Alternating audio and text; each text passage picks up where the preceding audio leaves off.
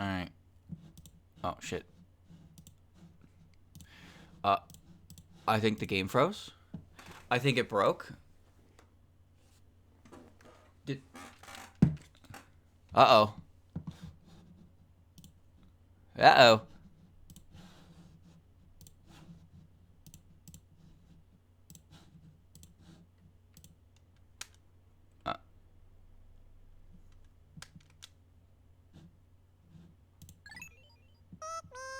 Holy shit, what the hell?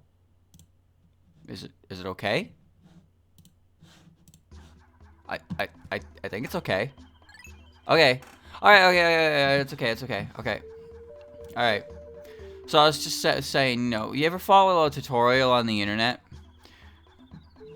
And it's like, alright, here's what you do. But like, they list the step-by-step program like you're a fucking idiot. And that's okay with me because every time I try to be like, oh, I can at least do that, I fuck it up. So it's like, all right, first thing you do is you go to your file explorer and you locate the file, and it's like, I know where that is, and then you do that ahead of time, and suddenly the step is like, all right, now you need to change the, like, now you need to take this file. It's like, where'd that file come from? You need to put that in here, run this program, and it's like, wait a minute, slow down, go back, and then suddenly Mr. Hotshot don't got it no more, and I sit there and I follow each step one step at a time, and then I still fuck it up. That's the most impressive part, is that I managed to continuously fuck these things up. I'm sure a lot of people had fun with puppet dance performance. I was one who had fun with that one. Alright, so today, chat, is the end of the game. As in, I am going to go into that cave, and I am going to finish the game. Now, how am I going to do that, you may be wondering? Well, the answer is quite simple. I need 40 blue guys. Alright. 40 blue guys.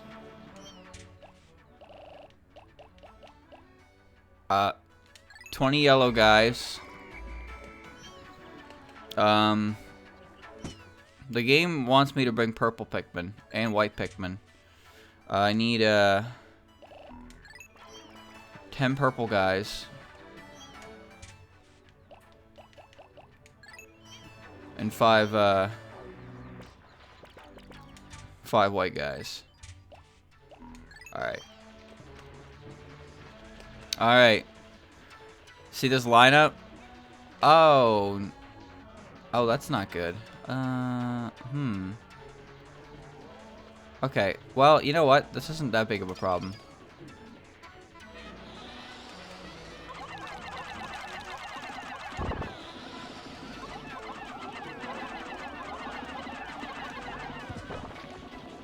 Okay.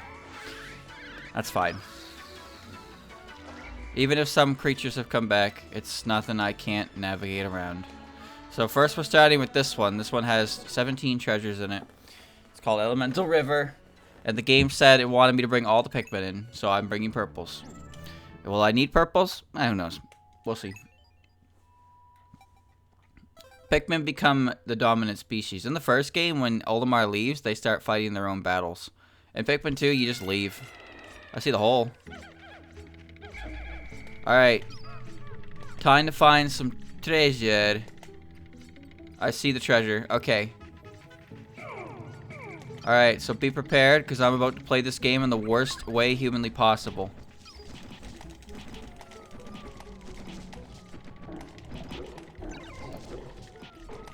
Can't be losing my guys.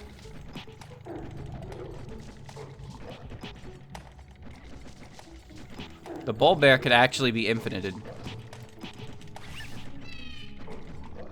Yeah. Alright. So here's what we see. One at a time. One at a time. Yeah. No. No, get up, Olimar. I can't take too much damage. Because I have to have full HP by the end of this. Well, I'll heal when I'm out of the cave at least. Oh my god, I'm half dead already. Maybe I should just leave and restart. I'll be fine. I'm just warming up, that's all. Just warming up. Come on. Come on, come on, come on.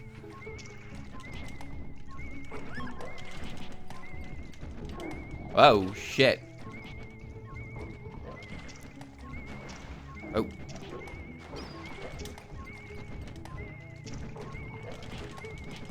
Yeah.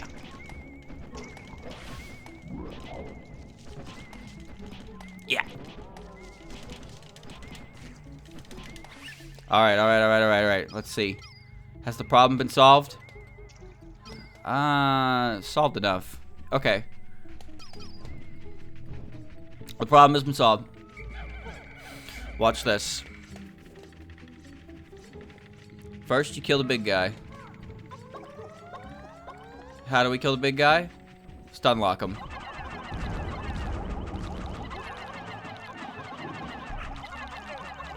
This is fine.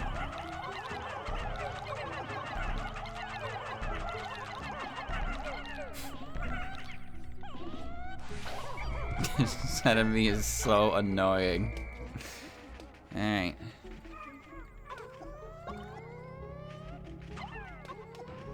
What? Okay. Job's done. Job's done. Alright. So because I don't really need the corpse files, I'm gonna focus on the treasures. First and foremost, treasures are the most important. I gotta do 3 caves today, and they're on the lengthier end. So I'm gonna be careful that I don't lose Pikmin, and I'm going to prioritize the treasure. Now the question is this the only treasure on the floor, or does that guy have one? He does indeed have treasure inside of him. So you know what that means, right?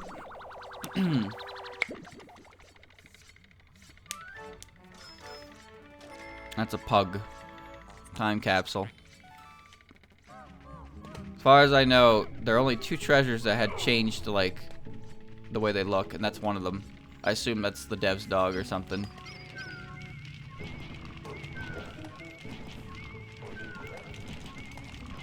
Now, I only have 25 red Pikmin, so it's kind of hard to fight a Bull Blacks with 25 red Pikmin, which is why it is now time for Olimar to get in there. Of course, you need the fire suit to do this kind of behavior. So, chat, I feel like I was going to talk about something today,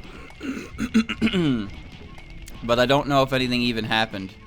I don't think there's been any video game news. I mean, aside from Nintendo, like, this happened a few weeks ago, so I'm kind of out of the curve already. But Nintendo didn't have a Direct.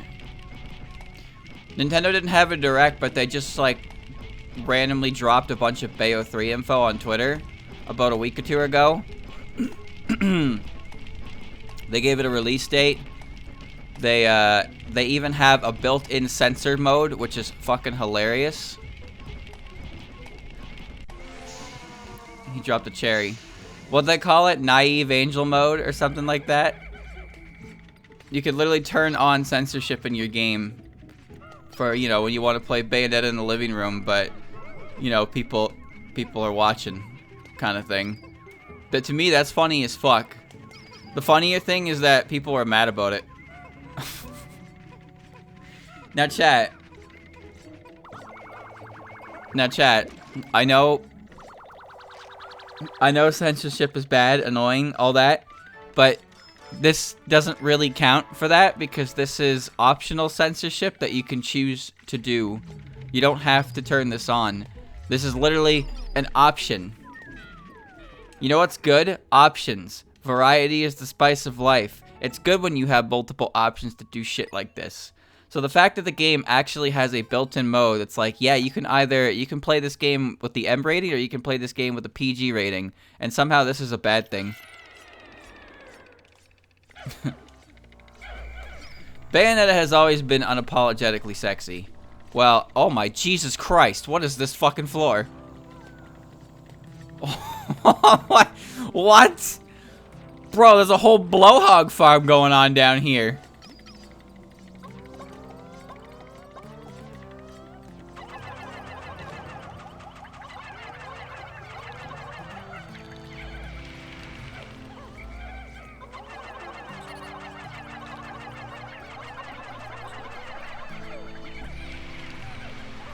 Sizzle, baby, sizzle.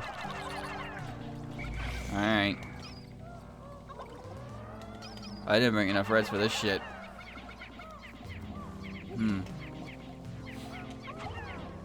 Alright. No, I'm not gonna play Bayonetta because I don't like Bayonetta. When it comes to like those games, I never really played a hack and slash like that. And I just don't like Bayonetta. Like, I never really had much of a positive, like I didn't really care about Bayonetta to begin with. And I gotta admit, my opinion of her became less than favorable after Smashing Brothers. That's for sure. A lot of different factors in play on that one, for sure. But I know the game series is good. I'm well aware of that. I just don't have any particular interest in playing it myself. Why would you fuckers go through the fire geyser? The intelligence of my Pikmin is astounding. Alright.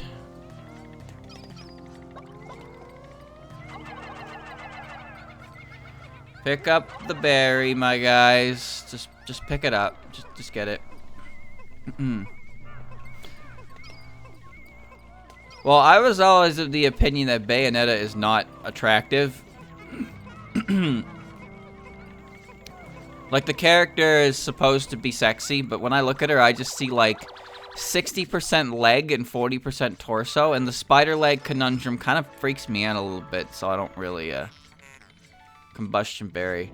That's a very aptly named treasure for this location, to be honest with you. So, there's a good chance that the Bull Blacks has the last treasure, which means, you know, it's time for Olimar to go in. Okay.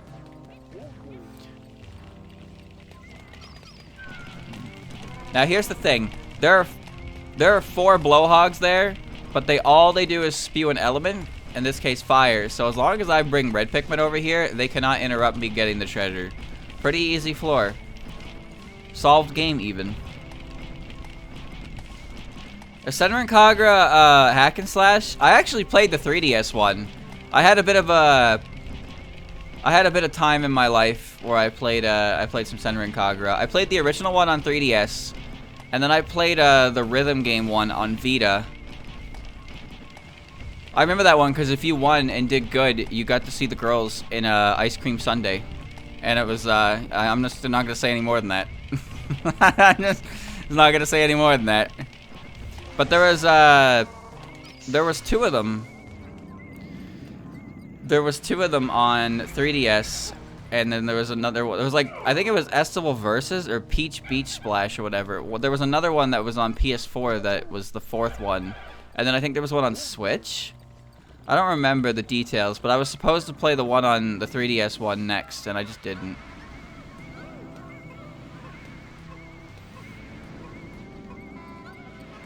I couldn't even tell you which characters I liked. You know what? I like the girl in the. I like the girl with the pink hair and the sparkly eyes. Thank you, Adam, for the resub. They remade the 3DS games. Hibara, yeah, that's her name. I liked her. For the, I don't remember the name of the group. I know there's like the groups have 5 members. I liked what's her name? Her name's Homura, right? The leader. Oh, where's Mr. Pikmin? But he'll be fine. The leader of like the rival group, Homura. She's basically just like you know, she's like tan Asuka. I liked her, but I think that's just because of her skin tone. I'm a sucker for tans, dude. One of those girls, the snake girl with the short green hair, I see her every now and again. She reminds me of Yuka. And you have, I think her name is Mirai. Mirai, she's the little goth lolly. You have Haruka, who's like, I don't know, she's weird. She's really weird when I look at her. I don't like, her outfit is strange to me. Like, very strange to me. Okay, well, this is a yellow Pikmin floor, clearly, so yellow Pikmin it is. 20 yellow Pikmin. And I forget the other member. There's 5 members per group. There's 5 members per group, and I'm legitimately forgetting the 5th one. Haruka, Mirai, I forget the snake girl's name. I think it started with an H, though. I believe it started with an H.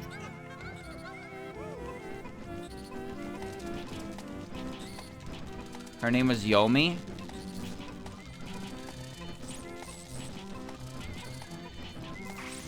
Her name, whose name was Yomi? You talking about, Snake Girl? Or you talking about the girl I'm forgetting? Hikage is the snake. Ah, yes.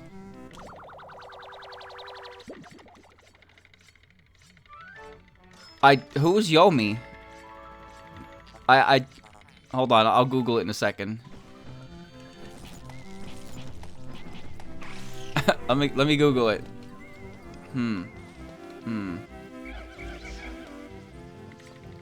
Tomato. While this is getting picked up, let me Google it.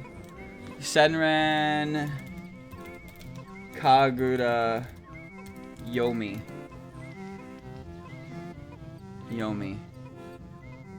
Oh, her, right. She's the chick, she's the poor chick who likes, like, bean sprouts, right? And she really, really does not like, what's her name? Starts with an I. Ikaruga. Yeah. Ikaruga, yeah. She's the fancy girl who has a brother who really doesn't like her. Okay. Yeah, I remember her. She likes eating, like, bean sprouts. I actually forgot about her. Alright, well, that was a quick floor. A lot of electricity, but all the treasures were right here. Not too bad, not too bad. I'll take it. There was also... Okay, so what was the third group? The third group was the Winter Academy, right? The Winter Academy, there was Yuki, obvious name. I liked her. She's cool. There was the girl with the mask. Her name started with an M, I think. I can't remember anything else other than that. There was the girl with the twin tails who acted like a child. And the other 2 characters I am drawing a blank on.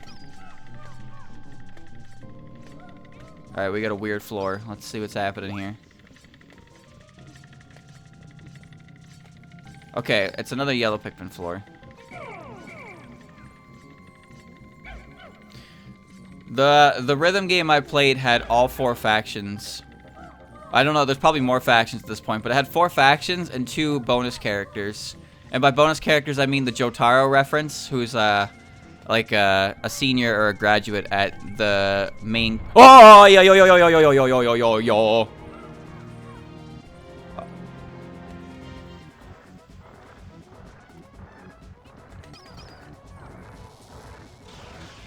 That scared the shit out of me.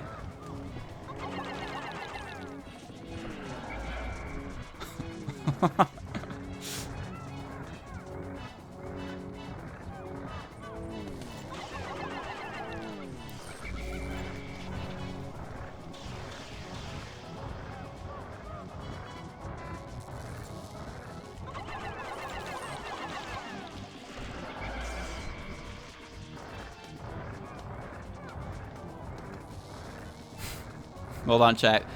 The time for talking is not here.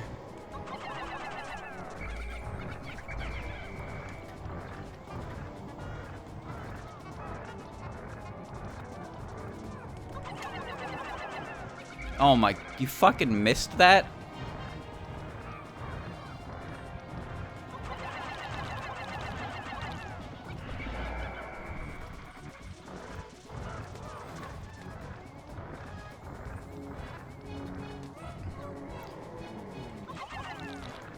Her name started with a D, and she's dressed like Jotaro. She's an obvious reference. And there was the instructor for the Crimson Squad. I think her name was Ray. Miss Ray or something.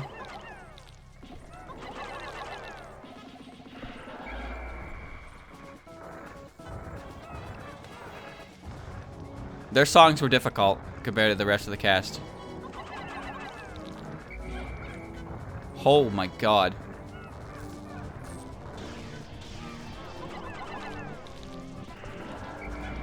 Okay. That is unbelievably close. Yep.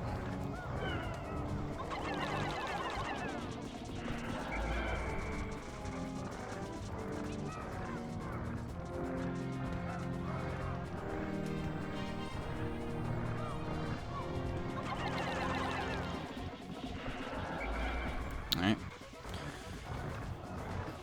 Yeah, I only remember 3 characters from the school up north.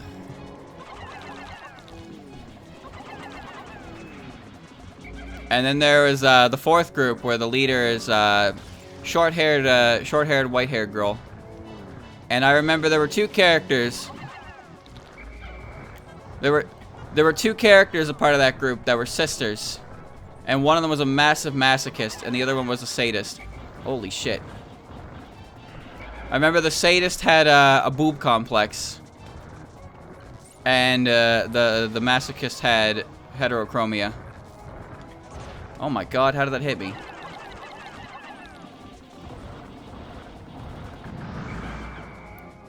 Holy motherfuck, Jesus Christ. Okay. Alright. The forehead girl who hated Snake. I think I know who you're talking about, but for some reason the only character that comes to mind from that is it's a fucking Azur Lane character. Shangri-La.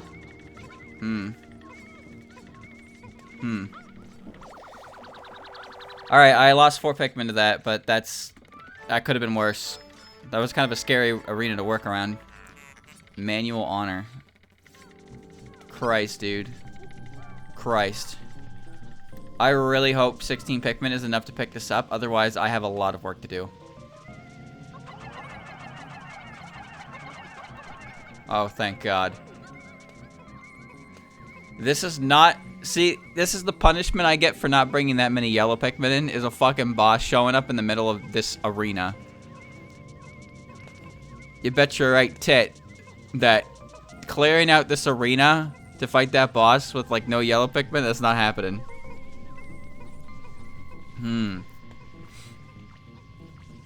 Olimar is dead. He cannot get up. Let me look it up while I wait. We got,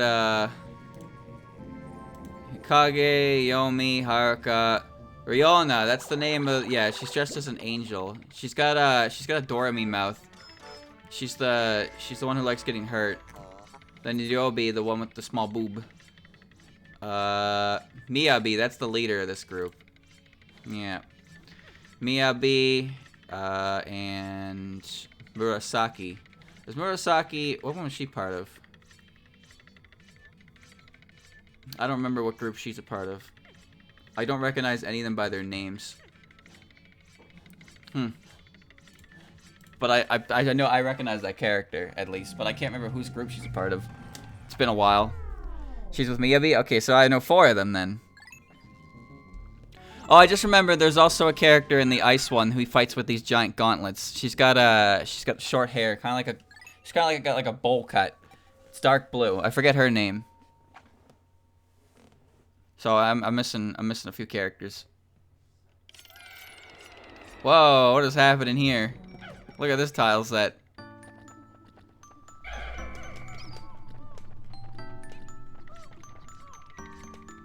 We got some blue flowers. Just in case you fucked up. Don't have blue Pikmin. Okay, hold on. So here's what I need to find. Treasure ratings. Amazingly, no treasure rating in this direction. That might change if I go a little bit further. Alright, so all the enemies are in the optional zone. That's pretty good. So now I just need to take care of...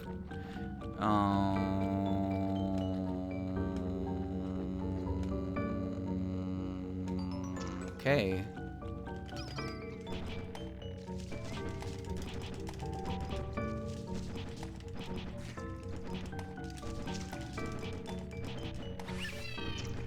Chad, I have an important question. Is Senran Kagura good?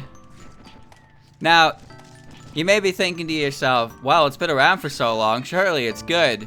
But you and I both know exactly why something like that would be around as long as it is. I don't remember it being anything amazing, but it's not like I hated it. I mean, how could I? Seriously, how could I? This is... it's fun, are you sure?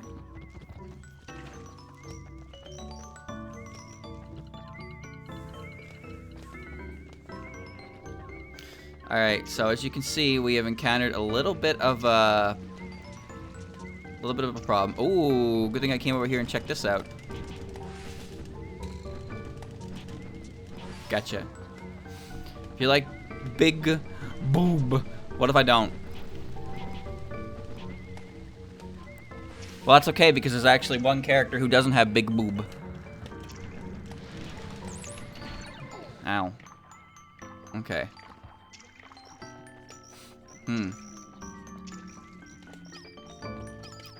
Alright, so here's the play.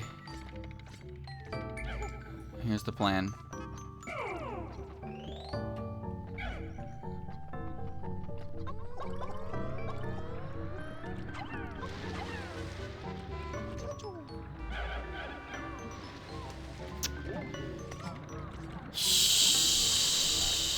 Okay.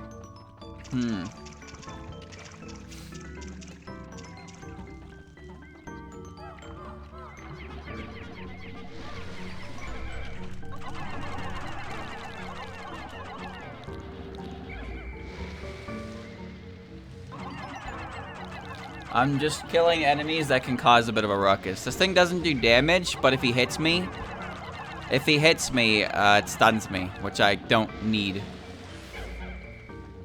I don't need that. Okay.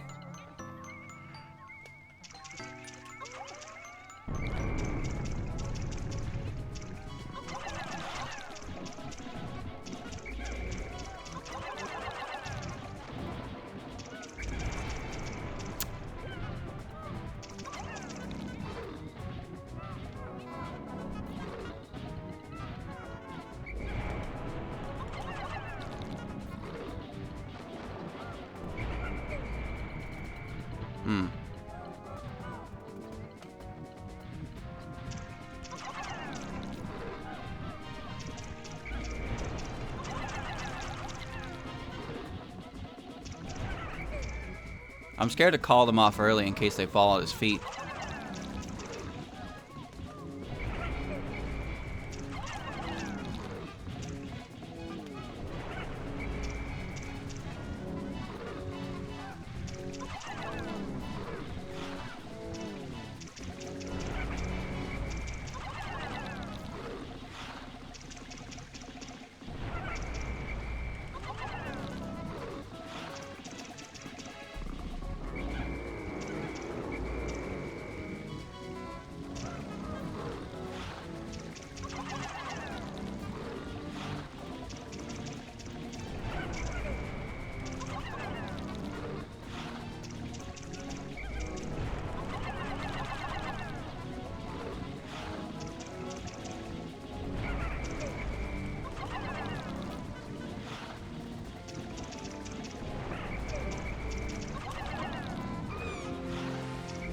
That's close.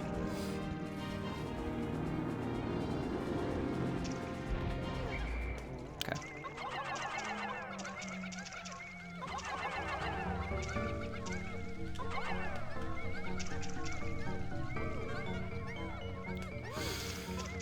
Hoi! Aye! There you go.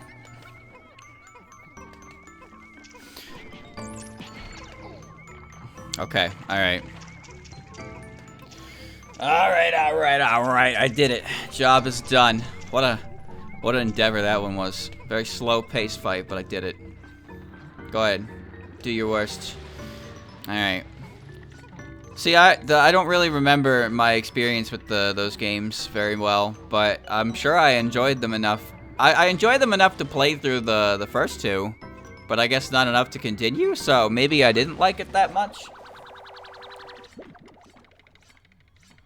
Who was that? There was another girl.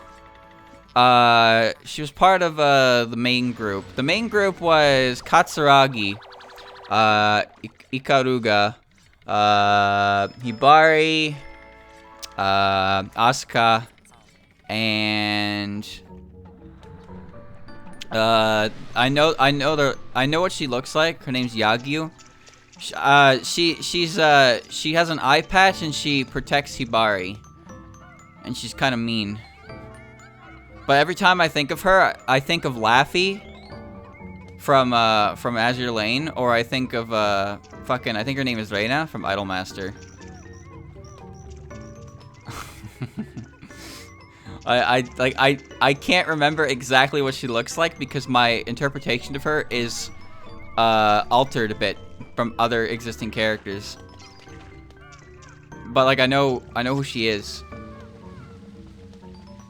All right.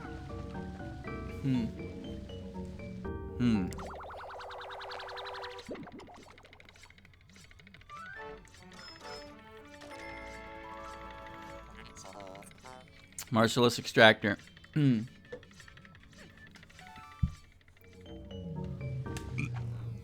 It's not I don't know about voice actors. I just mean the looks wise. But that character, I think her name is Reina. I don't remember. She's like the oldest member of the 765. But she has she's kind of creepy and she has the long white hair. And it's like the only real similarity is the white hair, but for some reason she's the one that comes to mind.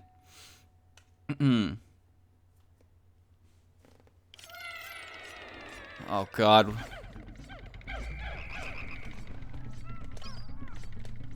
Oh, this floor fucking sucks. Alright.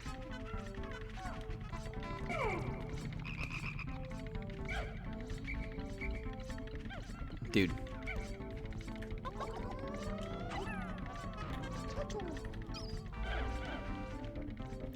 Alright. Is everybody ready?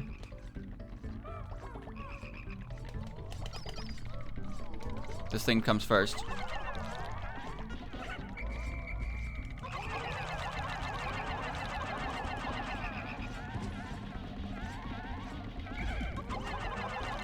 Die.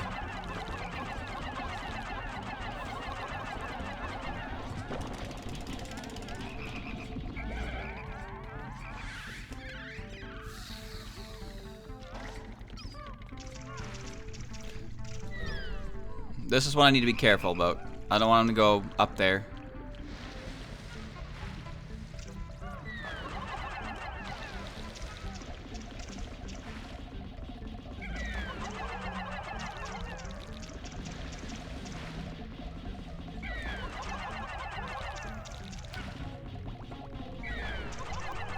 Almost a 3 cycle.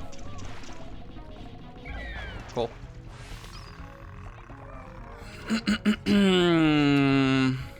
Now, here's the scary thing. I don't see any treasure on this floor, and this floor is very small.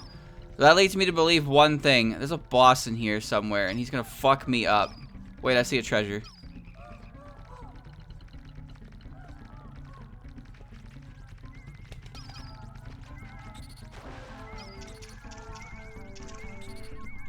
I think I want that jellyfish dead.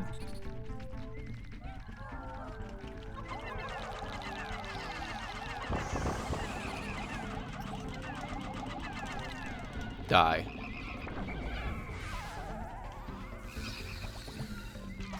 Okay. Wait. Maybe this floor isn't so bad after all. That was a bad throw. That was also a terrible throw.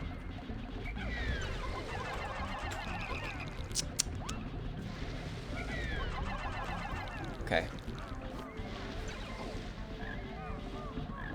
Wow, that was lucky. Okay.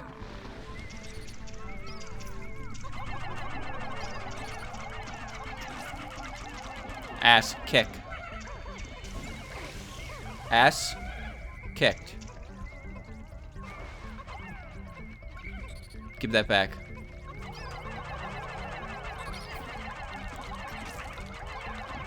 Give it back.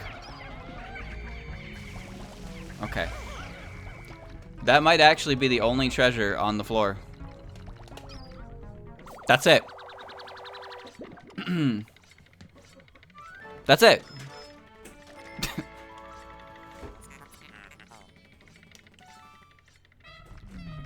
Wow.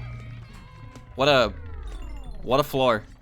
An entire floor dedicated to a 10 Poco object. Okay. That's fine. That's okay. That's all right. That's it's just all right. Doesn't matter. It's okay. Now, I think the reason the okay, that's weird. That's very weird looking. Bro, what the fuck? He filled up with water. The reason I'm so afraid is because the game kind of made it a point to tell me that I should bring purple Pikmin, and there's only one enemy in the entire game that purple Pikmin are mandatory to fight. One. Do you know who that enemy is? It's Mr. Road Roller. Don't mind me, I'm just making the dweeble. Giving him bait. So basically, if something falls from the sky, I need to immediately shit a brick and then solve the problem. That's all.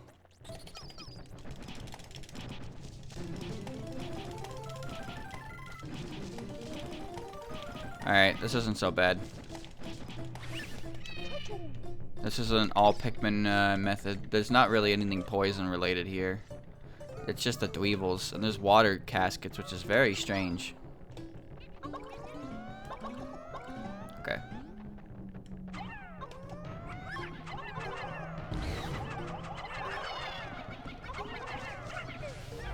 Easy.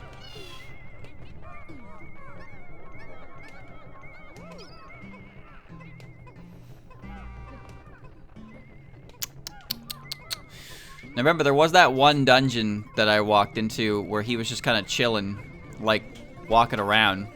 I don't know what he was there for, but he was.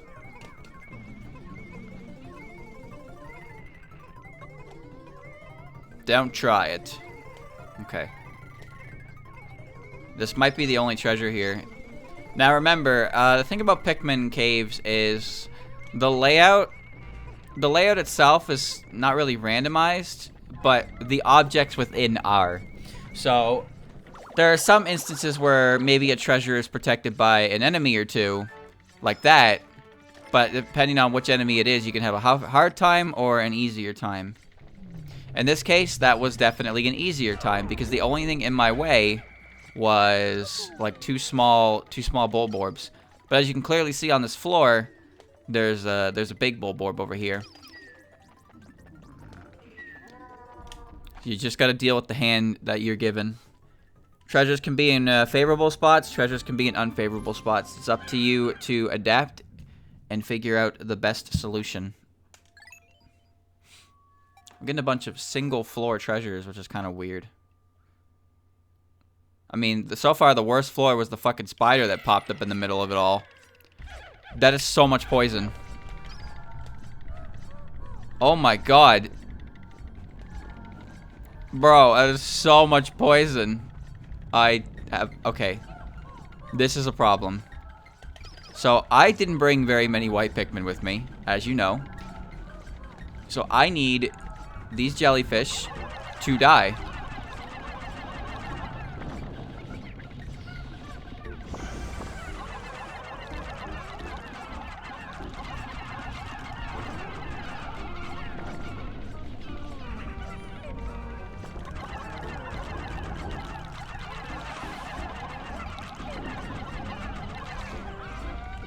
It takes like a solid 5 minutes or some crazy shit like that for a jellyfish to kill a Pikmin. They're not gonna die. The issue is if they take my white Pikmin away, and I'm stuck. Because I did not bring very many white Pikmin. I've also never seen a floor layout that looks this disgusting. Oh my god. Well, this may take a while, but please bear with me. Here we go.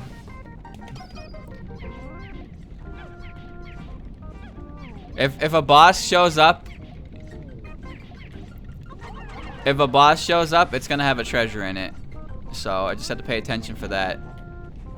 This is my own fault for bringing 5 white Pikmin in. I fully admit that, but I've never seen a floor this like raunchy.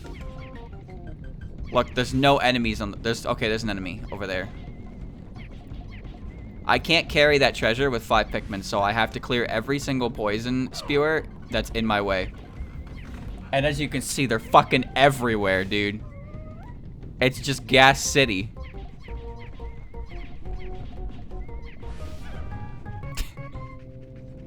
I'm getting scared. If a bird snake comes out of the ground, I'm a little bit fucked. The main thing I need right now is I need that to be the only treasure. Get it, and then I can just leave.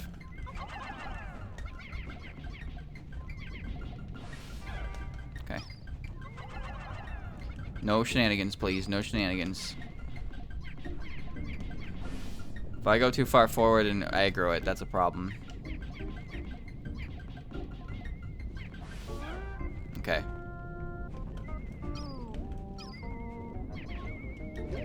Excellent. Okay. It doesn't look like there's anything else. But now pay attention. There are white flowers on the floor to assist in the event that you don't have white Pikmin. So the design philosophy of this area is fine enough. It's just the main issue stems from my own incompetence.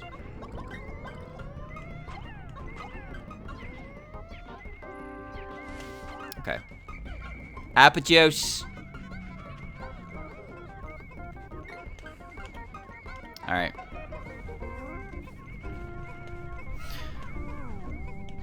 If you have no white Pikmin, you cannot get the treasure off the floor because you won't be able to take it back to the pod. That's why you're warned about the hazards ahead of time and are expected to plan accordingly. There's also white flowers on this floor, so you can get Pikmin. You can get white Pikmin here if you need them, and the flowers spew out 10 of your choice. Nothing in this game attempts to soft lock you. It's just if you don't come in prepared or you suffer heavy losses, you won't be able to get everything out of it. There was one time in the main game where I lost a lot of blue Pikmin and a treasure spawn was unfavorable and I could not get it out of the water because I didn't have enough blue Pikmin to pick it up. Shit like that can happen, but it's very rare. Alright, well that wasn't so bad. The jellyfish were... I actually think the jellyfish were in a better spot than they could have been in many different cases, because the further in they were, the harder it was to deal with them. This guy is a non-issue. Got the treasure and we can go. It's fun enough except the flowers are behind poison pipes. Well, the thing about poison is poison isn't immediately lethal, and there's a cooldown window. I can drag my Pikmin through it and whistle them through it and they'll be okay. They just can't carry things through it because the time window is too much of a pain in the ass for it to do that. A donut. Now here's why I'm scared. I see nothing on this floor right now except for that. There's something sinister about this floor. I just haven't found it yet.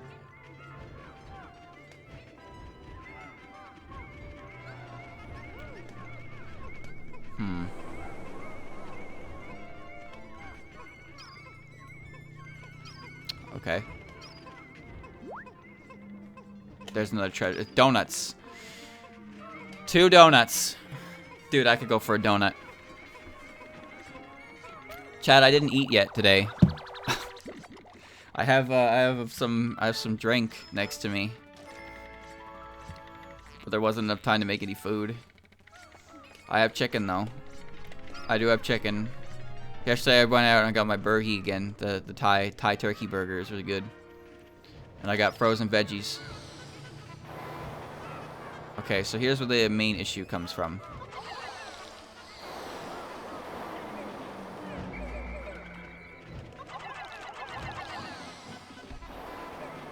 See, that's funny.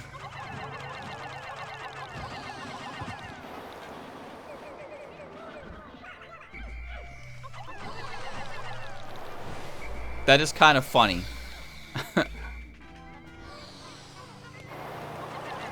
Alright. This thing's not as sturdy as the big one. He's just annoying because he makes your Pikmin lose their flowers. See? Phrasing is important. That's why I decided to phrase it. Like, what the hell was that? Oh.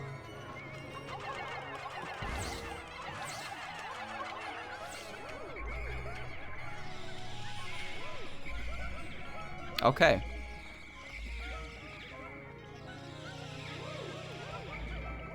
Wow.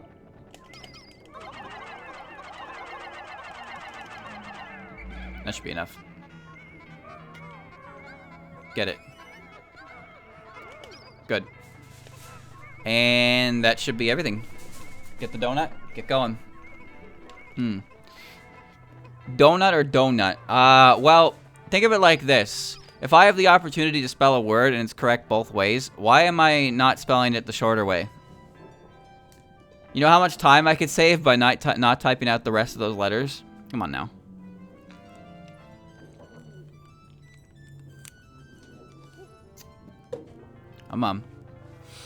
I have chicken for after the stream.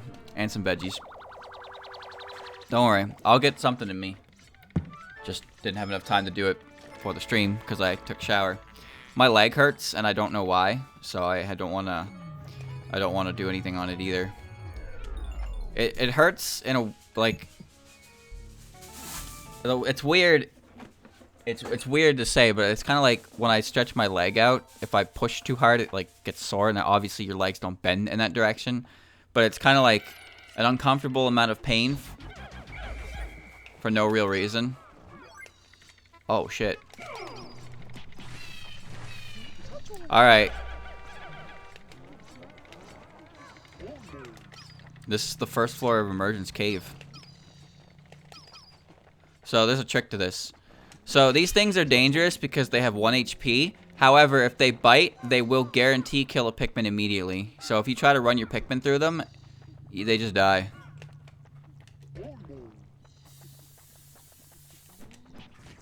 Like that. So the trick is to split your captains up like this. It's not so bad once you get once you actually get to the fight.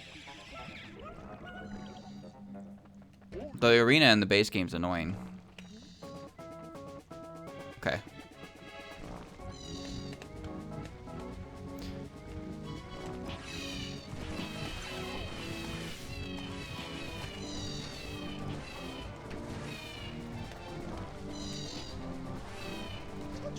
Okay.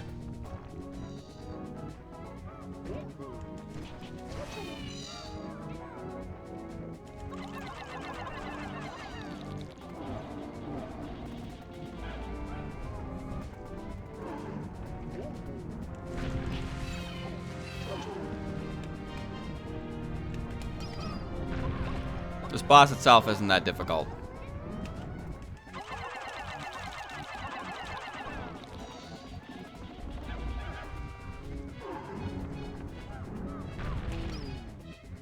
Olimar seems to be safe up that hill.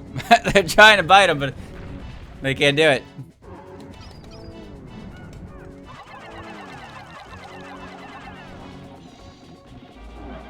Halfway there.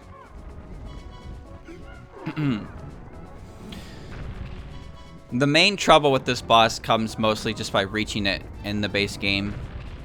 This isn't as bad, but if you know kind of how to deal with it, like I'm doing right now, it's not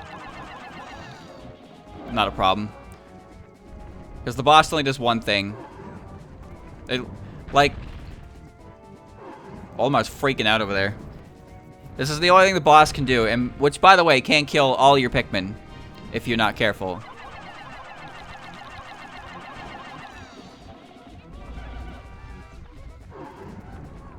If streamer did not know, if streamer didn't know Monka Giga, then you lose all your Pikmin like I did the first time I played this game. First time I played Pikmin 2, I rammed all of my Pikmin into its side, and then it rolled over all of them, and they all died. The end. Not a good story, I know, but that's how it was.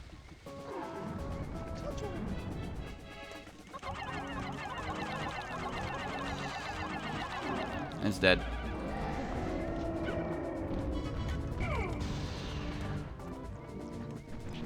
There it is, the spicy shoe. Finally.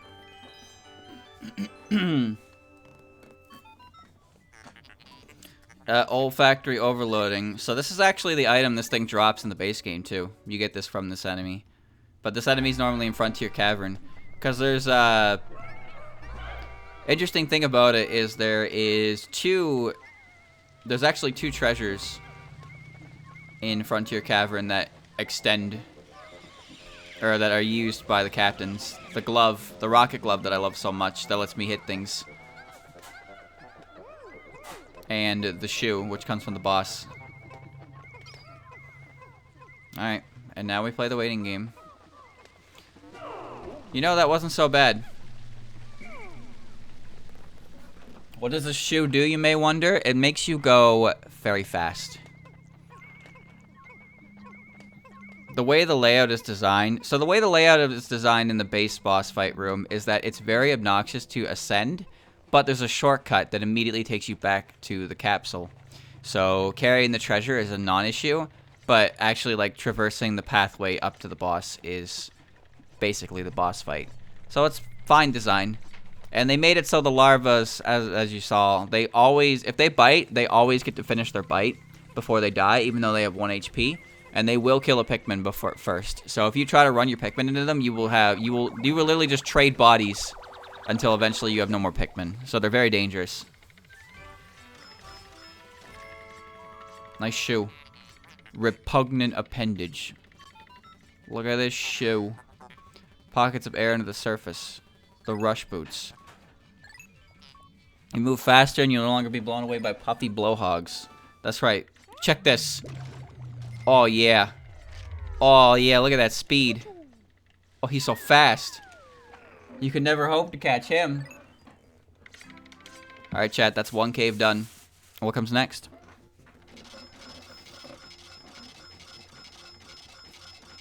$17. 5 dead guys. Honestly, not bad. Not bad. I lost 1 blue Pikmin to getting squished by the Emperor, and I lost 4 yellow Pikmin to getting squished by the spider. Alright. So what's next on the agenda?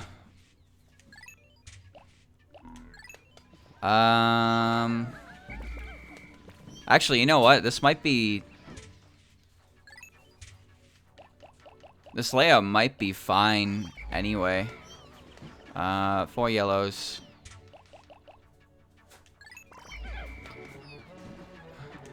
And another blue. Okay. So we're going to the boss rush level next.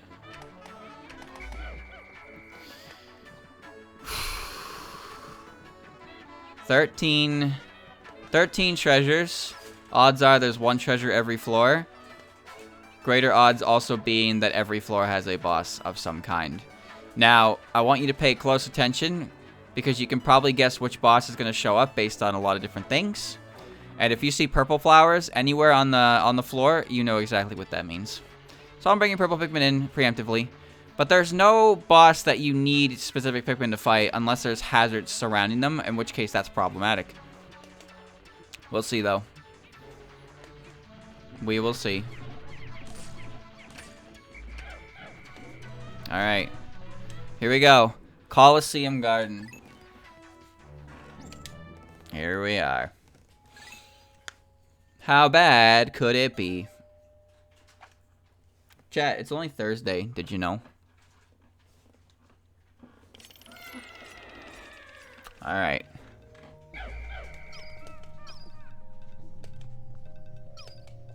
Cool music.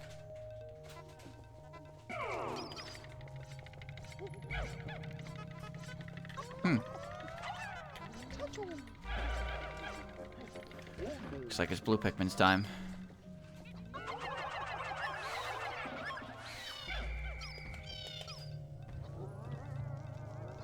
Is that it?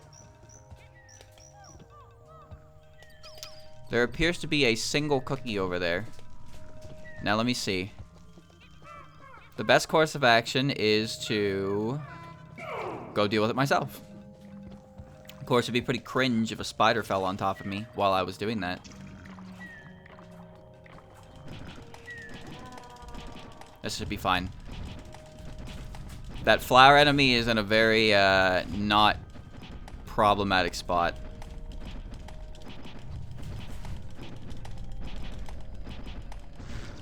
Honestly, I think as long as I kill this thing, I probably don't even have to kill this thing is the crazy part. But I'm doing it for insurance.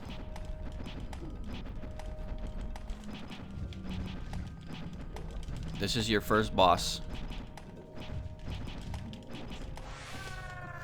Alright, boss 1 defeated. I don't recognize this music, but I like it. Those flowers are enemies. They see things with the eyeballs. And then they come out of the ground and they're thick. Now that was interesting. I don't think I've ever seen a jellyfish do that before.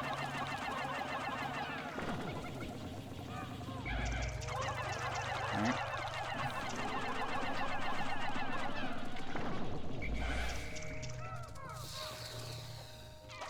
It's fine.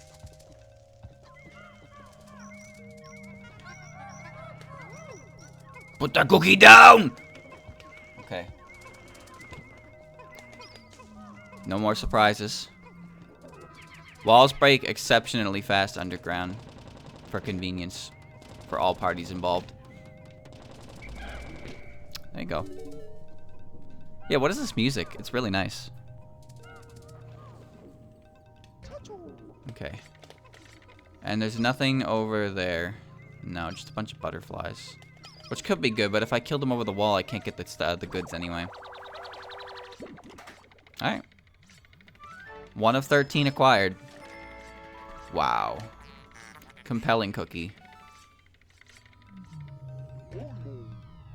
Good start. Next.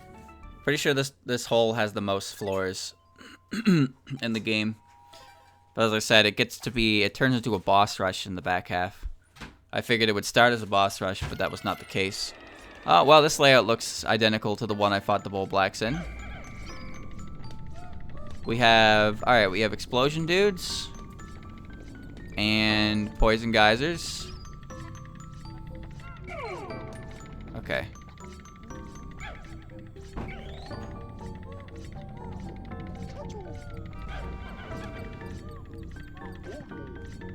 I got this.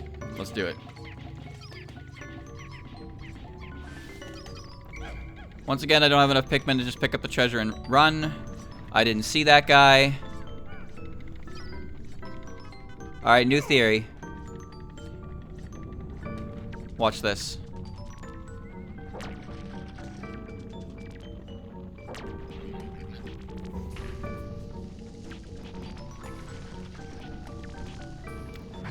See you later, idiot.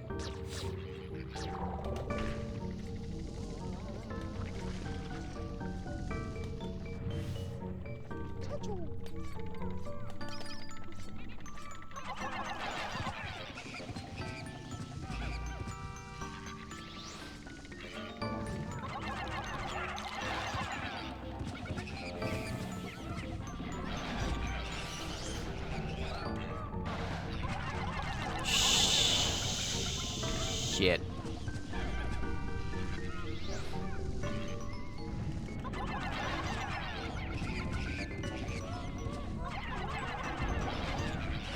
Okay.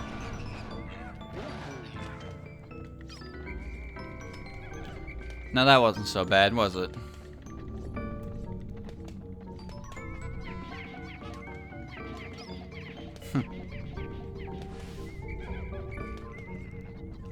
Don't you love it when a plan comes together? Alright, cookie number 2. Easy clap. The hole's over there. And if this is anything like the last area, this is the only treasure on the floor, and I get to leave as soon as it's done. There you go. Alright. 25. Cookie number 2. Impenetrable cookie. That's it. It's done. Wow. Don't worry, I'm sure it gets worse. I'm sure it gets worse. Here it comes. Chat, I don't have anything else. There was something else that came out with Bayo, right? Well, I say come out, but... Oh, this layout. There was more information on other games, right? That came out alongside Bayo. What was it? I know there was at least 2. Okay, blue Pikmin time.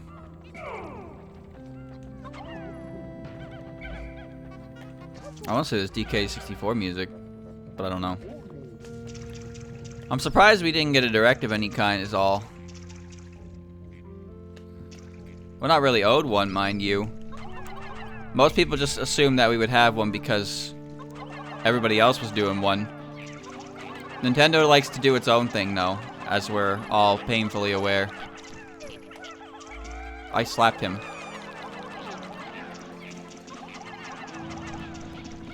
Wow. Okay. I didn't realize the flower dude, when he's in water, leaves a puddle like that. Okay.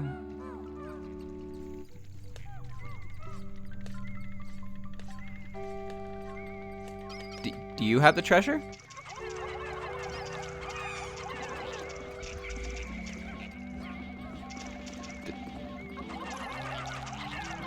Why do you have the treasure?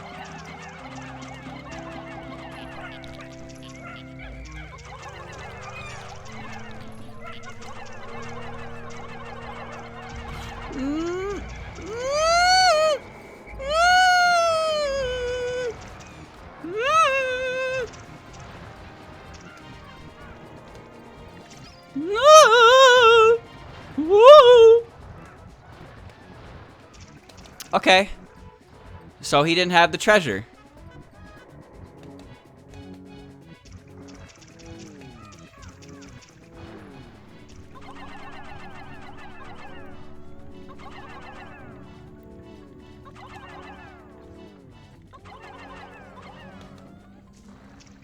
It's no big deal.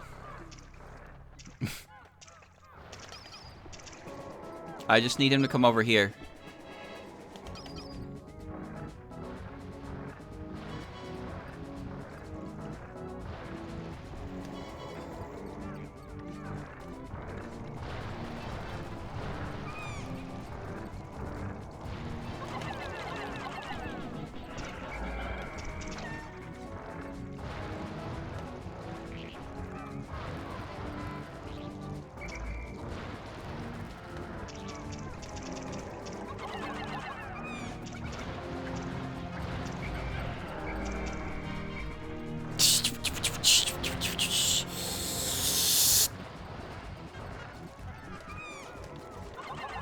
Perfect.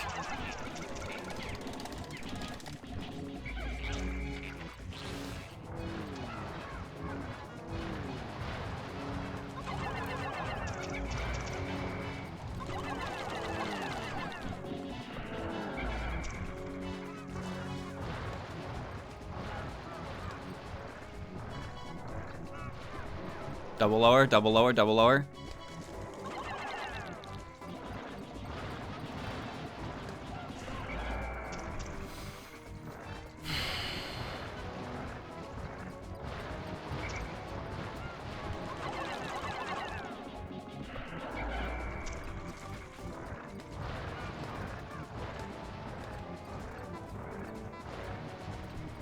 Double lower?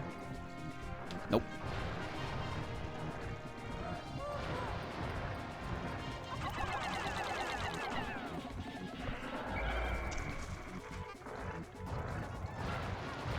You know in Pikmin 1, Pikmin can trip? I was just thinking about how obnoxious that would be right now if one of my Pikmin just decided he couldn't do it anymore. And gave up. See you later, fucker. I don't know how I didn't see this coming. Honestly.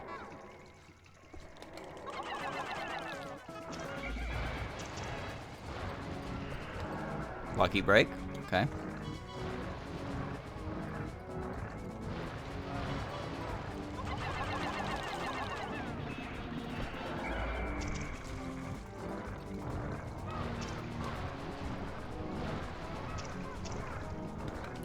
Ooh, that was close.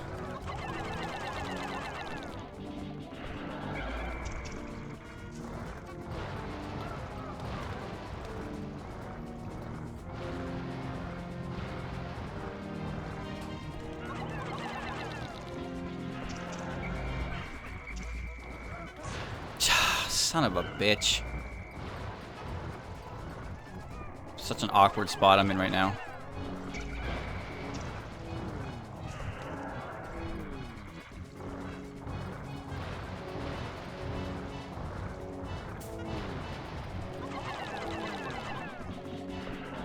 Okay.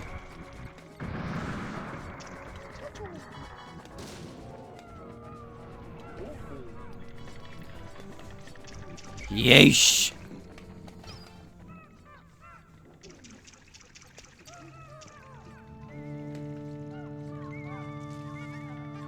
What?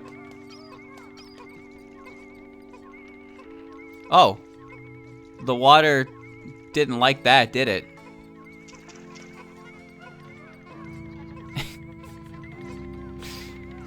Okay. He dropped a little marble. Just a little marble. Alright. That sucked. Glad it's over. That fucker will never fall on me again. There's no more caves where he can fall on me. I think. What is this layout? No. I know what this layout is. This is the layout I was talking about earlier. What am I doing?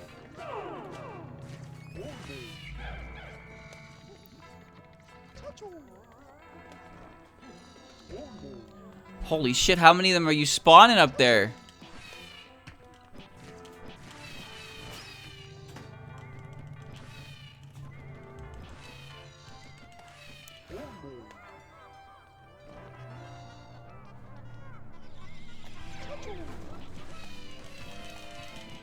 Move. Yay.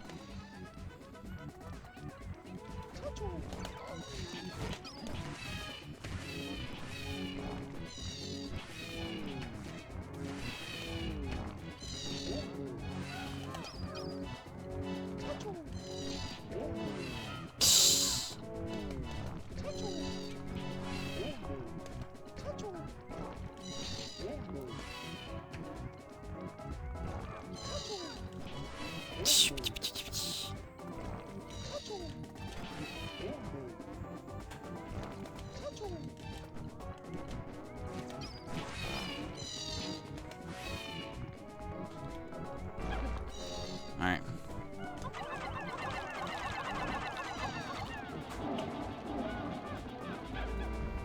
Watch and learn. I fucking knew boulders were gonna fall, dude. They're hard as fuck to see, too.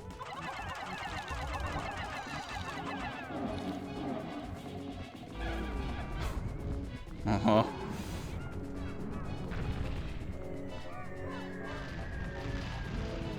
Alright, alright, alright, alright, alright.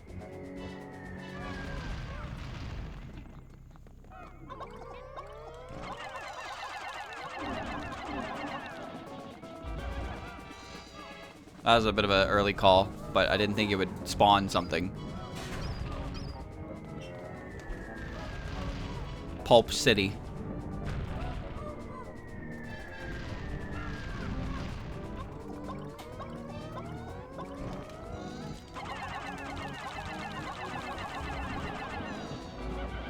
Okay.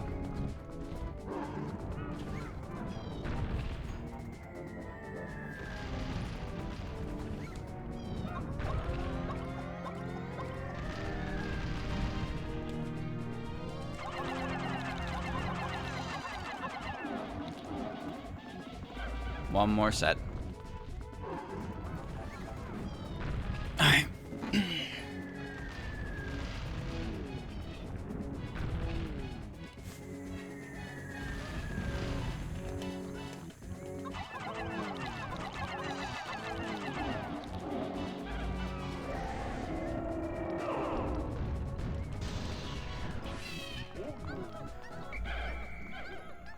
Big marble.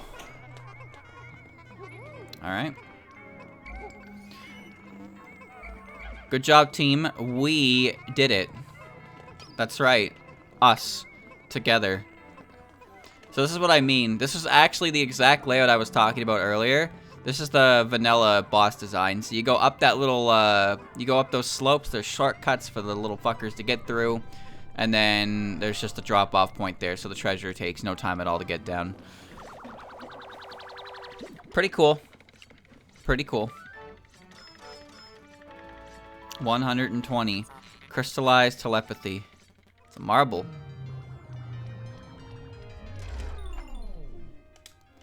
Okay. That's 2 bosses. Go figure, the 2 bosses I fought so far have been the 2 bosses that I had just fought in the previous area. Granted, the hazard was a little different this time around for one of them. I don't like this layout at all because there's definitely something in that other room over there. Oh, I'm no fool, Morty. I am no fool.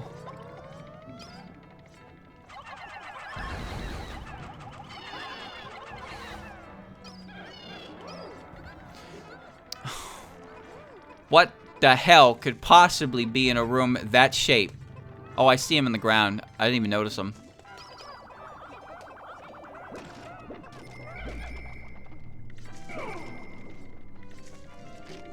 I actually thought it was the bird. It's not the bird. I can see his eyes poking out. However, he also might not be alone. I'm actually kind of scared. What if he's not alone? Oh boy. That's not cool.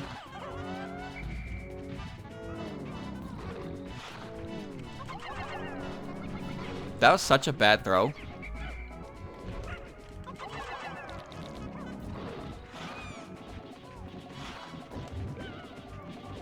And that was just Pikmin being Pikmin. Having no sense of self-preservation.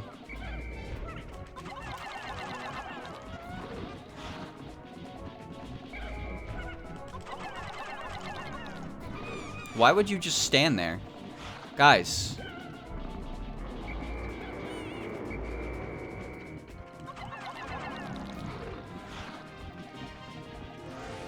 I don't get these fucking creatures, dude.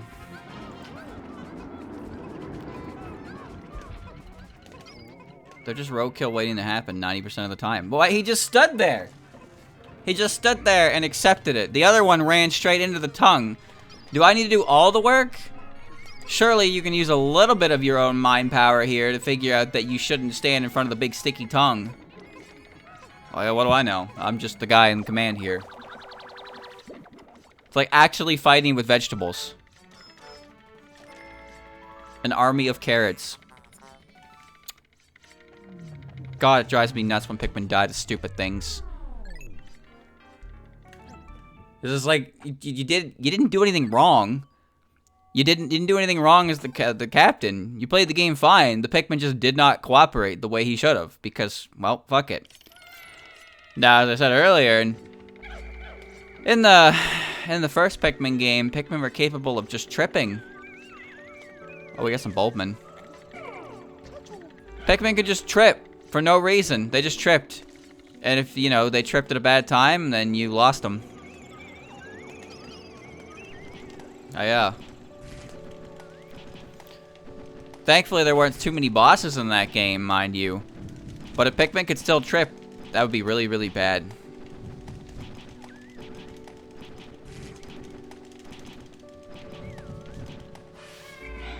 Alright. Pikmin acquired. Well, not Pikmin. Looks like we got a candy pop bot over there. I wonder how that would work with Bulbmin on the field. Do you think the Bulbmin would just, like, despawn?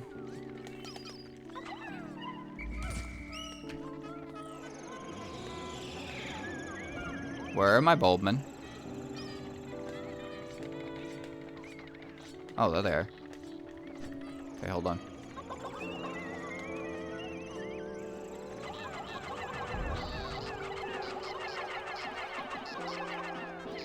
Kick his ass. Alright. Oh, there is no treasure on this floor. Okay. Then there's no reason to be here.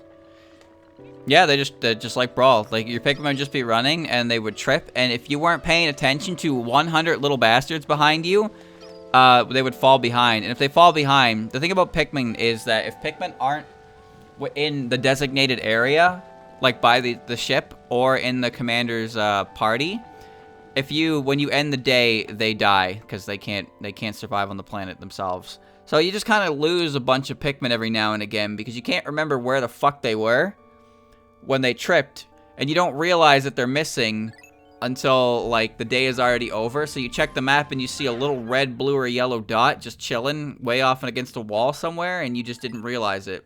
Why are they there? Because they can't pathfind for shit sometimes, and they like to trip and just, you know.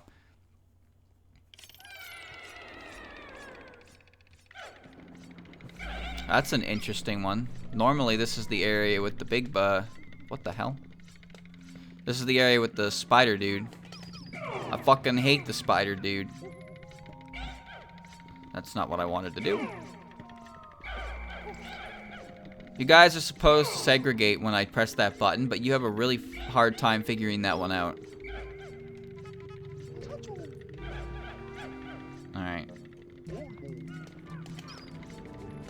Alright, well, we have a boss. I don't think he can move from that spot. This is fine. I'll just take care of this in the meantime. Pikmin 1 also has this really obnoxious tendency. So, you know when a Pikmin can't carry an item in this game, it's because there's no room for them to carry? Pikmin also have a small timer on them in Pikmin 1.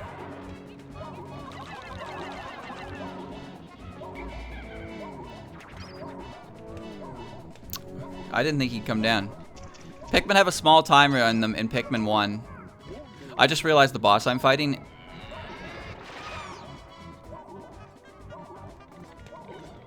Okay, he ate 3 Bulbmen. I did not realize until I did that what boss I'm fighting and why what I did was a stupid idea. Alright.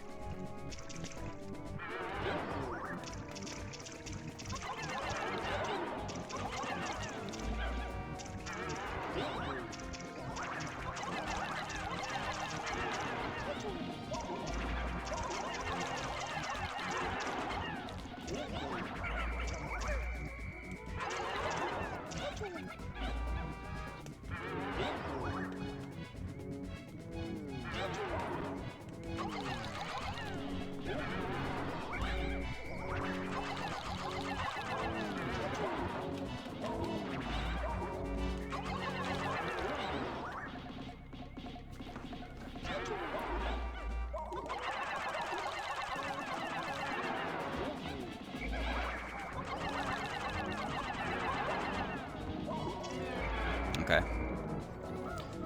I actually lost Pikmin to this thing. Simply because I forgot what I was doing, and I switched to the captain, who was way over on yonder. Ew. So yeah, as I say, in Pikmin 1, when a Pikmin tries to pick up an item, you know, you can have multiple on them. However, if Pikmin can't get a grasp on them, they do this thing where they go, ah, and then they just kind of fuck off for a little bit. And if you're not close enough to them when they do that, they go into free fall, essentially, or like they just kind of chill. And they can also do this if they just can't get a grasp on something in a certain amount of time. So like if you have an item that can definitely hold more than 10 Pikmin, the Pikmin will try to run along it to get a grip on it. But if they run along all the Pikmin that are already on it, there's a time window where eventually they'll just be like, ah, shit, I can't hold it, and then they'll fuck off. And again, if you're not close enough to them when that happens, they just go into free, and that can just happen, and it's not very intuitive. I like Pikmin 1 a lot. I really do. But there are definitely aspects of that game that get on my nerves. One of them definitely being that.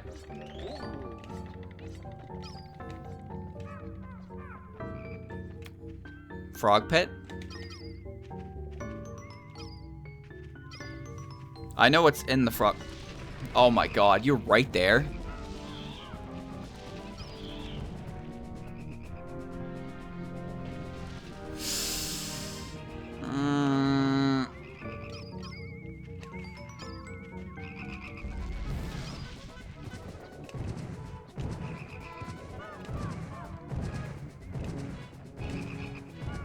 This is actually a bit of a problem.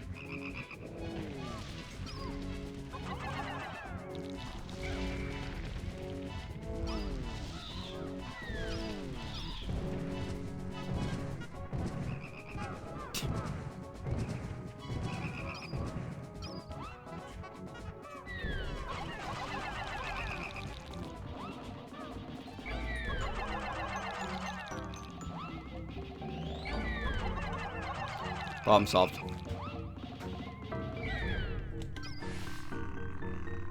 Alright.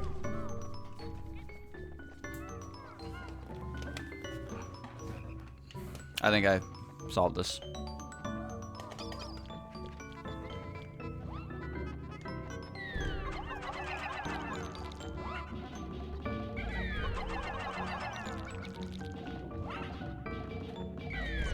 That should not have hit him, but okay.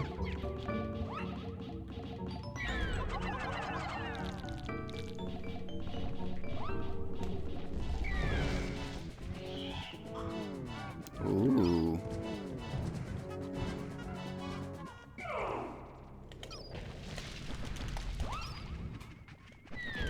Yeah, fuck you, frog.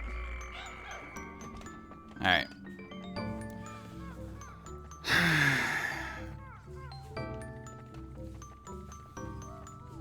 Now, the fun part.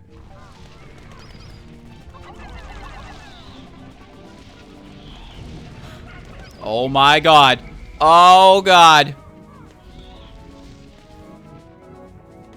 Oh.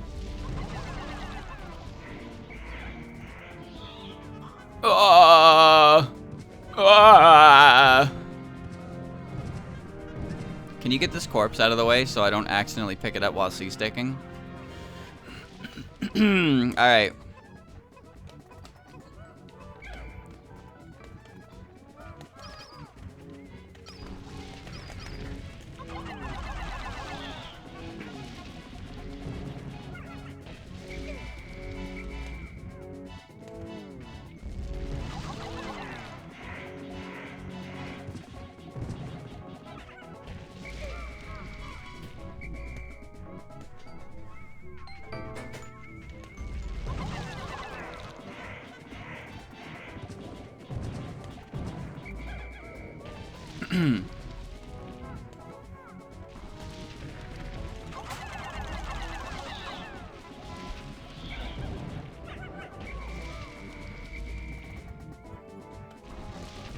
That's a lucky break.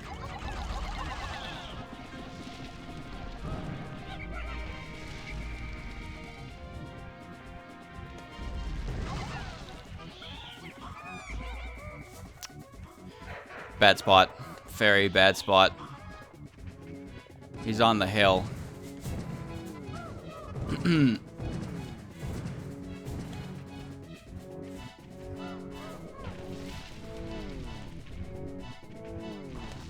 Okay.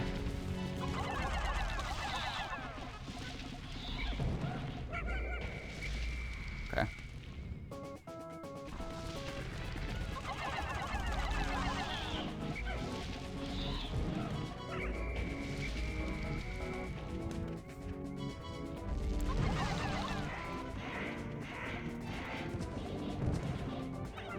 Close. Getting really lucky with these burrows. Alright.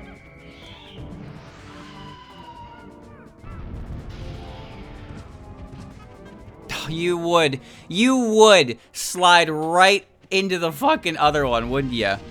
Wouldn't ya? You're so damn funny. Oh my god.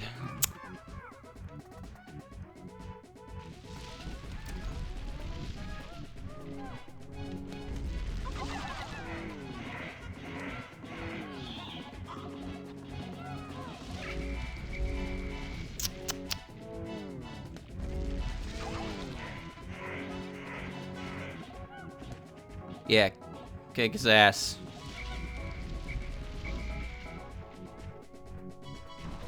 Nice.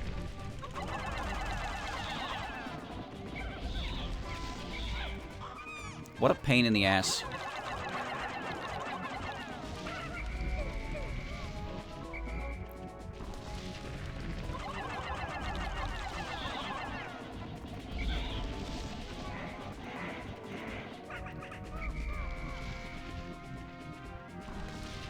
Ow.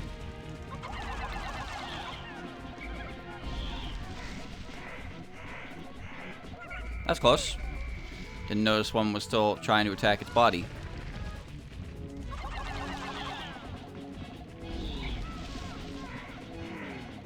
Done. Or so you think. Bro, you're dead. You're dead. Hi. Oh my god. The C-sticking trick, I don't know if that still works in this game, to be honest with you. I've tried it a few times, but I find whenever I try to stick a Pikmin onto the face of the Snagger when he's trying to come out of the ground, they don't stick. And so he just comes out and they're all beating the shit out of his torso, and then he eats them. Now, in Pikmin 1, I remember that strategy being rather effective against that boss. But in Pikmin 2, I don't remember it working like at all, so I don't do it anymore.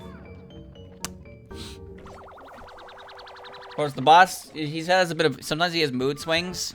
So, normally, you know, you hit him and he'll kind of just be like, get the hell off me, and then he'll run away. But sometimes he attacks through the pain, and if he does that while you have Pikmin on the body, well, you just lose Pikmin. Now, granted, if you sacrifice Pikmin, you can kill that boss in very, very fast. Killing that boss fast isn't too hard if you sacrifice Pikmin, because he has to go through the whole eating animation. And also, the fact that he's attacking, like, his body. He'll kill, like, 3 Pikmin, and you will be able to kill him in turn. It's fast. It might still work. I just have not had success with it in this game, so I don't like doing it. What the hell is this layout?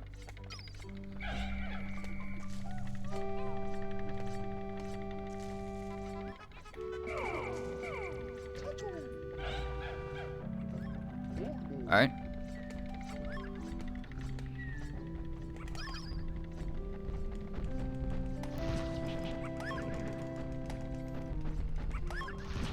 Oh, you dumb bitch. Oh, I'm the dumb bitch. Okay. Stop. Stop eating me through the wall. Oh, look at that slick maneuver. Oh my god, he's so good.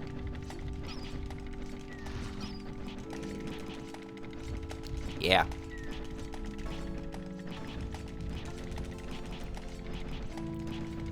Yeah.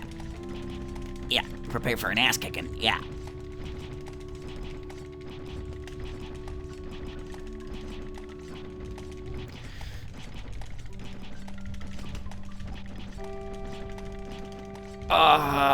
GG easy.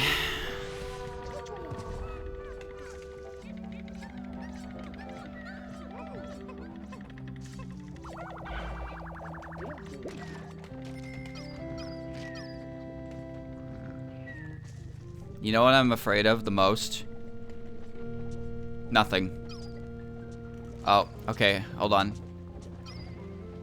I see what has to be done here. So I don't know if I'm strong enough. Oh wait, I'm more than strong enough. Ow.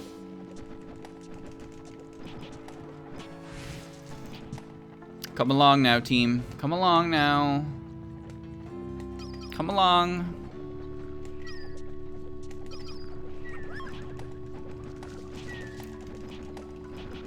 It's got a little bit of juice in the tank. Come on.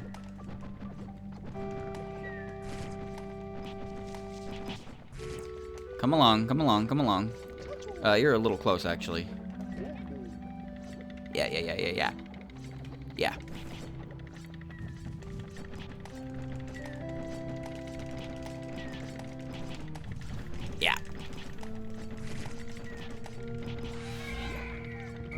Alright. Squad is now together. Squad is now ready to strike. Squad. Thank you. Now, we don't have to play... Don't have to touch that guy, so we're not gonna. Just gonna get the bugs.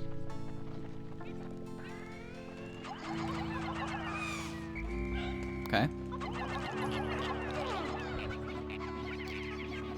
So you C-stick this guy, and only like half of them actually latch onto him. It's kind of the issue I have with the Snagrid.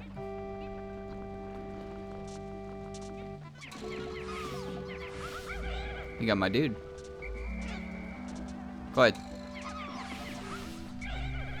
Take your bite. I got it. Alright. I have the brute knuckles, yes. You can tell by the sound effect. Look.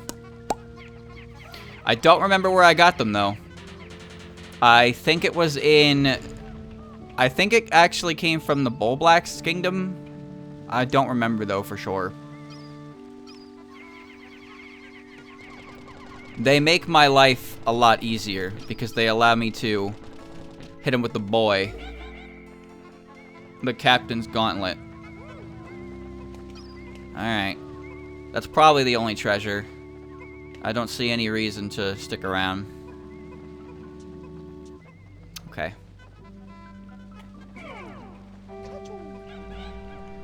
Just in case. You know, you never know when Olimar's gonna have to go and throw hands. He's always ready. My favorite items in the game are the punch glove and the suit that makes me take reduced damage because it perfectly complements the way I play this game. I simultaneously play this game like a bitch and also like, you know, like a madman. Because I don't like putting Pikmin in situations to fight, which is the whole point of the game. But I also take matters into my own hands and kill everything with only my A button attack, which is cowardly but also metal. You know what I mean? It's kind of insane. Kind of sick, even. It's hard to qualify my game, the way I play this game is, you know, cowardly or brave. I can't tell. Cool arena. There's probably a metal spider in the middle of it. Oh, well, I will be damned. Look at this shit. Wow, that's cool. You can have anything you possibly want.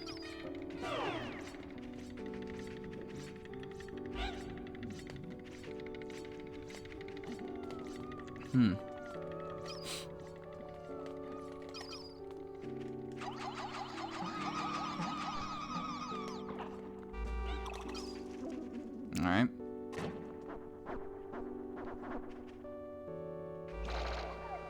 Watch this technique.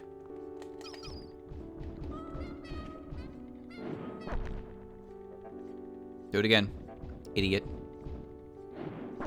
Thanks.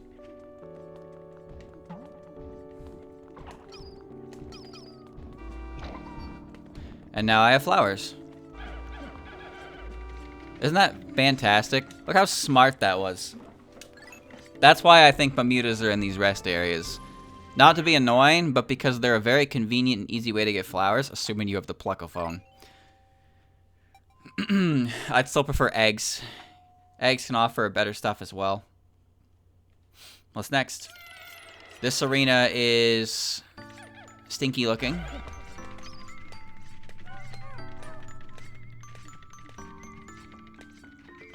Chat. There's no enemy. You know what that means, right? There's no enemy on the floor, but the treasure radar is going off.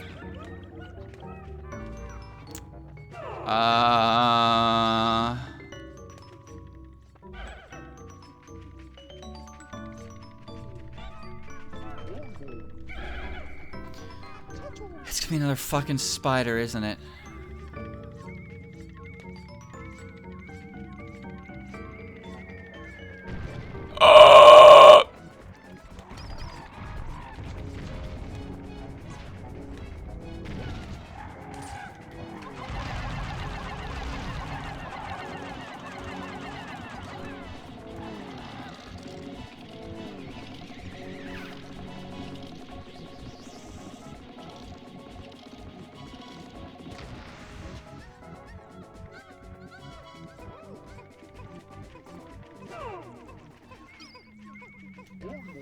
No games. No games. No games. No games. W. Or is it an M? Or is it a W? It wasn't a spider. Yeah, I guess it wasn't, huh? I also got a purple potion refund, but I can also abuse the game mechanics. He squished one dude. That's a bit shitty. But I actually wasn't prepared for... I actually thought it was the water wraith for about a second. Until it came down. And I didn't panic. Thankfully, I didn't panic. Did not panic. And I killed him fast because I got all my Pikmin attached to him. No boulder shenanigans. And the purple potion. So if you didn't know... Oh my god, wow. Purple potions are very good, but the trade-off for bosses is that you do basically 0 damage to them when you affect them by it. But the thing is, when a boss is destroyed while they're under the effects of a purple potion, they explode into yolk, and it can give you more purple potions. It's very convenient when you don't want to fight the boss. So as long as you have enough purple potions, you don't actually have to fight any boss in this game. Which is how I dealt with the man-at lags in my first ever playthrough. I brought in 100 blue Pikmin. I brought in 50 purple potions. I know, overkill. And I just did not let him play the game until he died.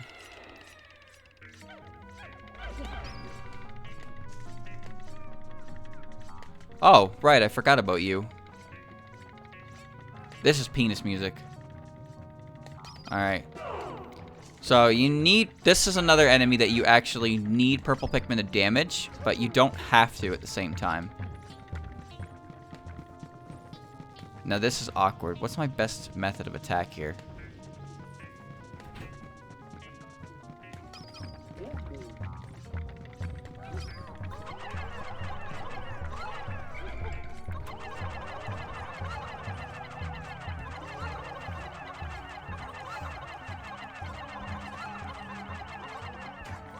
Alright.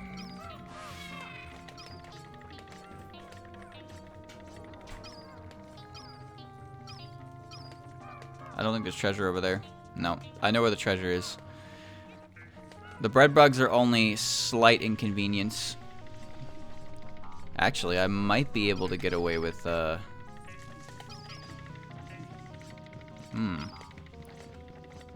Unless the big one goes for the treasure. Okay. He's taking the treasure. God damn it.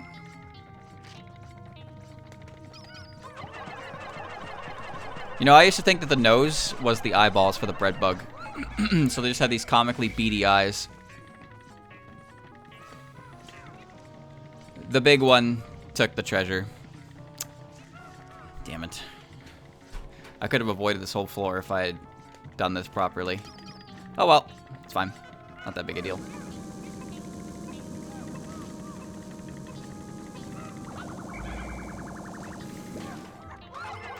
Pew, pew, pew, pew, pew, pew, pew. Alright. Bread bugs do this thing where when they go back in their habitat, they fully heal. The big guy requires three treasure bonks to kill without purples, which isn't that bad.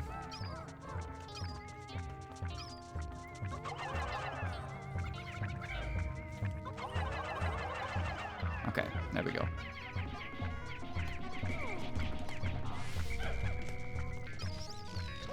All right.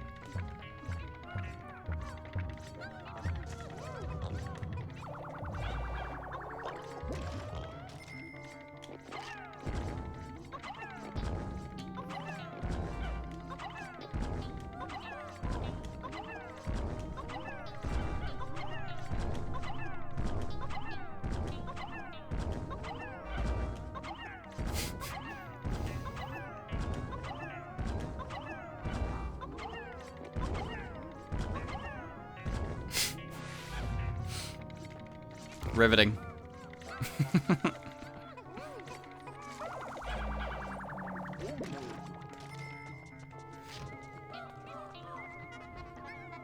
Oh, perfect mount. Nice. Where did I see the hole at? It's over here.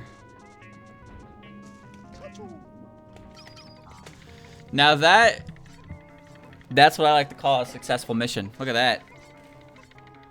Ah, that's the good stuff. Interesting, he didn't have a treasure himself. All the other ones have marbles. I'm still missing a few. Look at that. Gorgeous. Only worth 150. Eternal Emerald Eye. There you go. Sub-level done. There's been about 1 treasure per floor. But there's been some floors that have had 0 treasures, so I'm coming up to the end. I can tell by the arena which one's the end anyway. This is a weird one. This is the shower room's rest area. It's not very suited for a boss fight, but it's quite expansive. And the beetle is definitely gonna piss me off. Shit. I have to kill the beetle to see if there's treasure on this floor. If I miss any treasure, I have to go through every floor again. I don't want to do that. Come on, team, hurry up.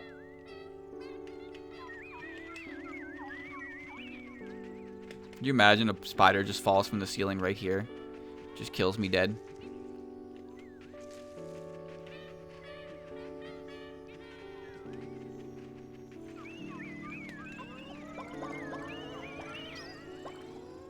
Bro, where are my purples?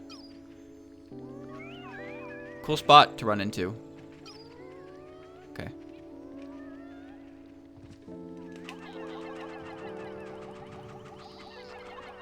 Get him. What a bitch.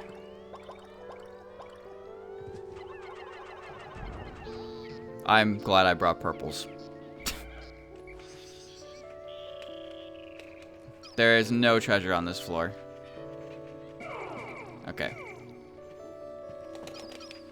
But you gotta know for sure. It's a cool floor layout. I think it's kind of neat, actually. What I like about Pikmin is, since it's, you know, it's like Earth, but we're tiny people. We see all, like, different aspects of infrastructure, but we're all, like, pint-sized.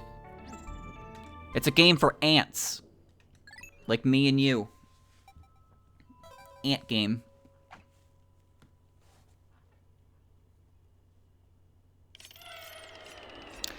Bad layout.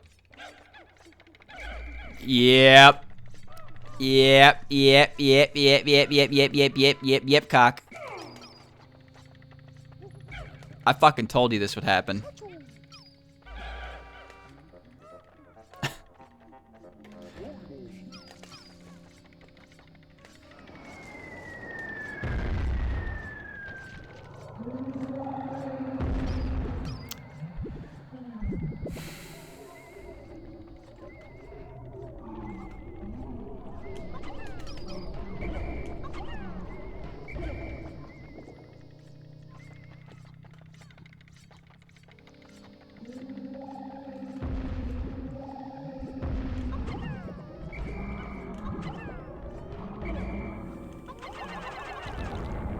That was bad. Bad throw.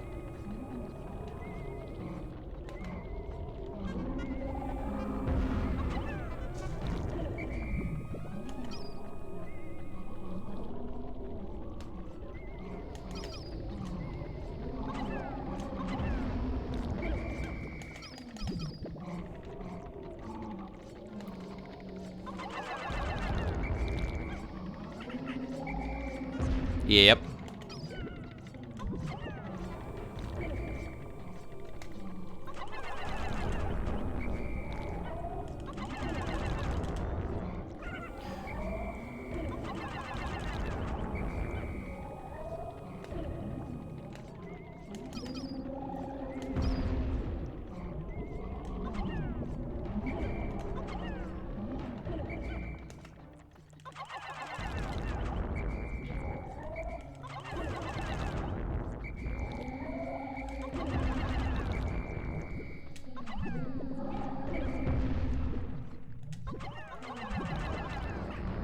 That's close.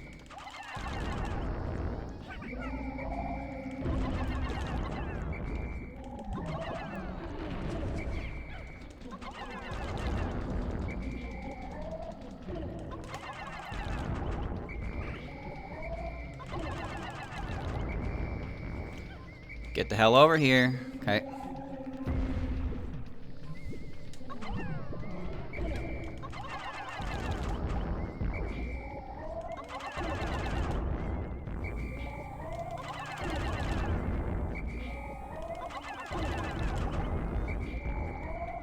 I'm gonna wait.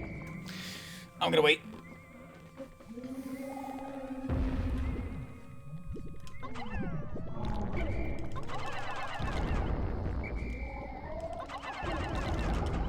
Okay.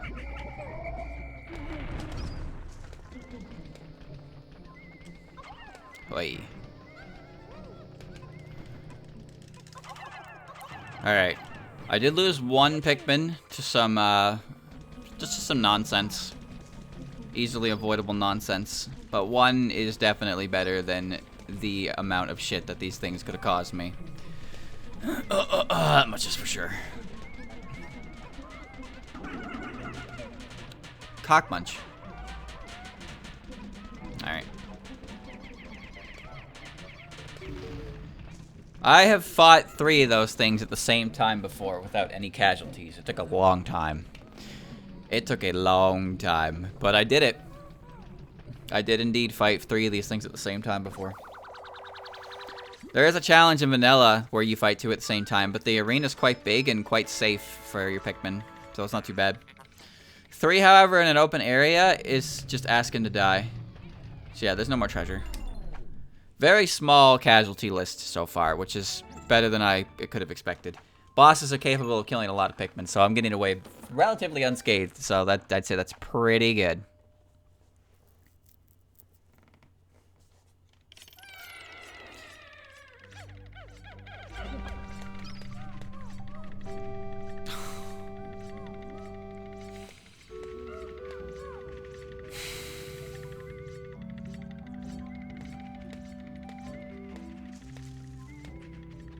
Alright.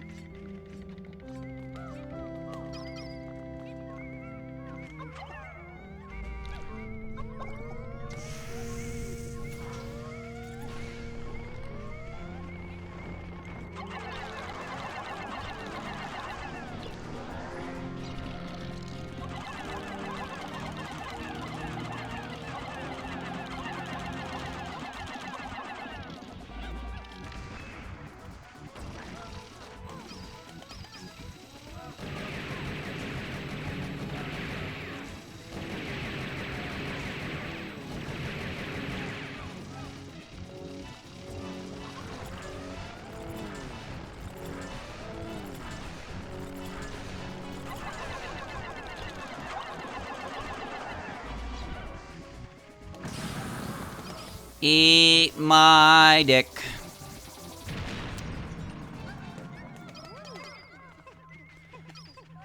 It's all about how you approach the situation, chat. Remember I said about those purple potions? They're very good. They're very good. Look at that ornament. It's beautiful. He didn't kill any of my Pikmin. Serves him right, stupid asshole. Alright. I remember the first time I fought him in this game, he got up and pulled his gun out immediately. I was just not prepared to deal with that. We're at the end.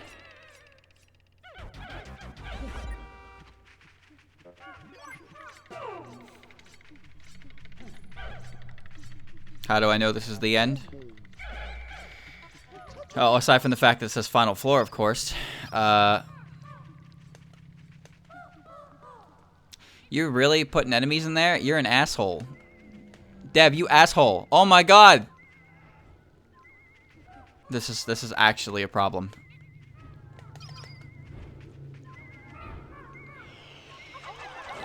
Please don't fall where I'm standing. Please don't fall where I'm standing.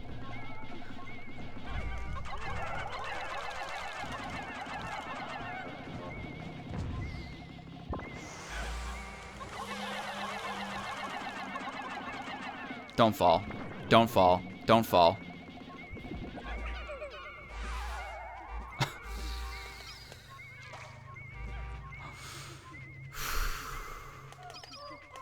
Okay.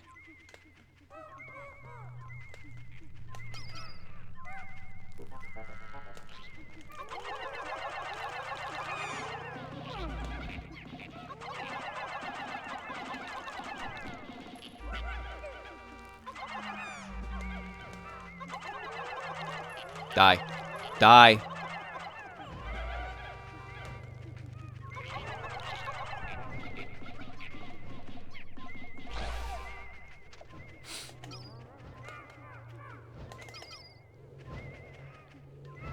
No, approach me. Approach me, you... Come on. Oh, I got you now, bitch.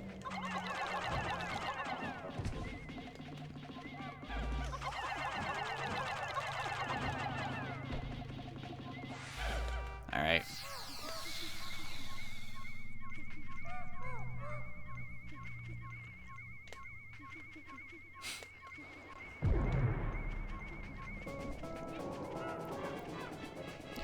So this is the spider. His name is Raging Longlegs. He has very big feet.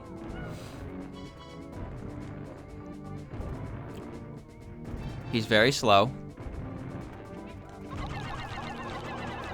Except when he gets really fucking angry. When he gets angry, he does this.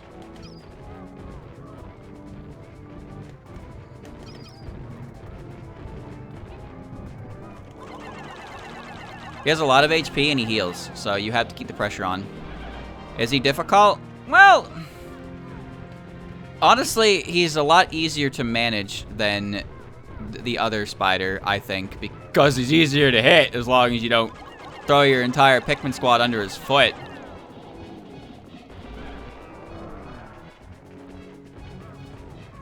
He punishes bad play very, very effectively. That's all.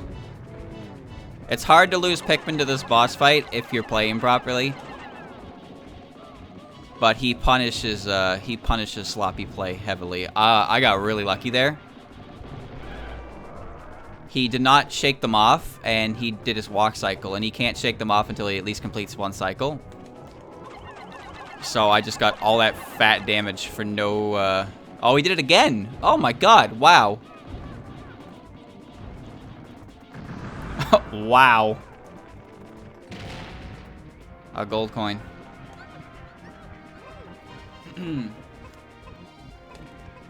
He's dead, Jim. Wow. That was lucky.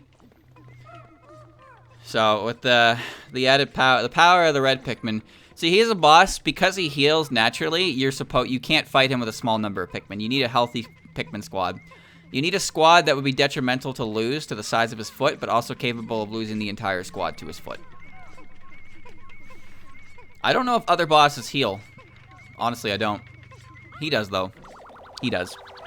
But that was very, very lucky. Yeah, he didn't shake them off when he really should have twice, and gave me a whole extra chunk of the health bar. And we're done.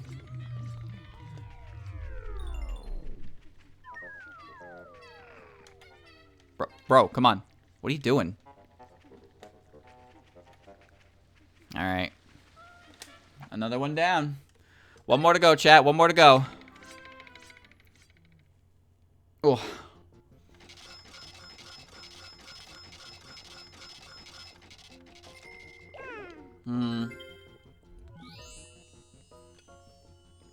Could have been worse. Considering some of the shit in that cave, that could have been a lot worse than 15 deaths. Okay.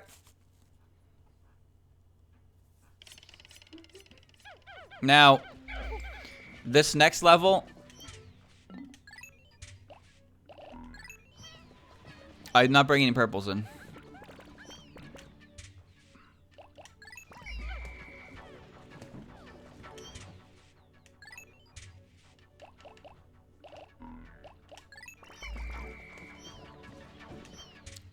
$35, $20. Okay, the reason I'm bringing white Pikmin in bulk this time is because the final boss fight is, in the interest of not spending the rest of my life here, I'd like to kill it faster. And with 5 white Pikmin, killing it fast is not an option. Alright, let's go. We're off to the final cave. No purples, no problem. Oh, I really wanted to avoid that. It's fine. Oh my god. Alright. You get a death wish, my guy. That's fine by me. I don't care. I'm not gonna worry about that. Okay. The Bulwarp should be dead, so it should just be smooth sailing. That one is still alive. Never mind. We're going around the long way.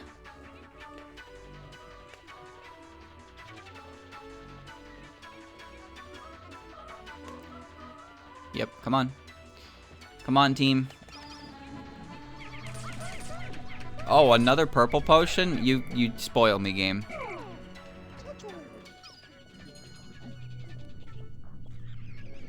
$12 of them. Yep. We're now gonna go find Luigi. Season Den. 21 treasures. Last one, chat. Last one. This is the end of the game. Are you ready?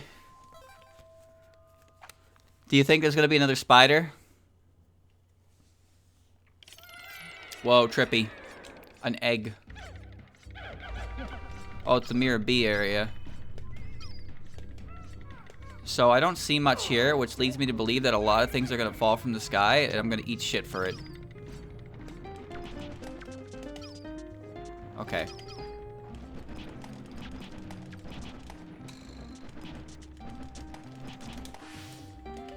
This is fine. Oh, that's a lot of them, actually.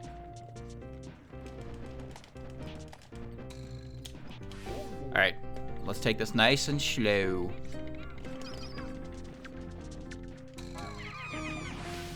These things are much easier to kill when they get a Pikmin in their mouth than if I let them not do that.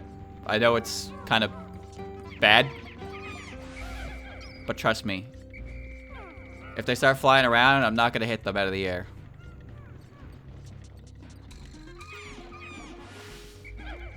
Alright. The treasure is this way.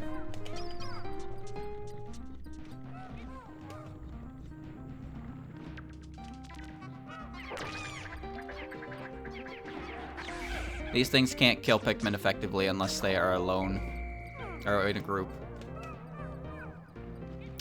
Doesn't matter. Matters.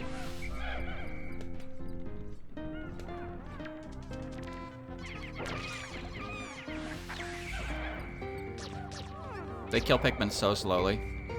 Okay. That's bait. That's bait. That's bait. That's bait. That's bait. Nice try. That's bait. That is 100,000% bait. I am not doing it. There's no chance I'd throw Pikmin. The caves in this game are the same the same level, like the same amount of floors as base game. It's just the layouts will be different. I don't remember how many floors are in Dream Den. I think it's 12 or 13 or something like that. It's not as long as Hole of Heroes. I know that much. Hole of Heroes is the longest one. Because there's 15 treasures I have to find, and the last 5... Sorry, 16 treasures, because the last 5 come from the boss at the end of the thing.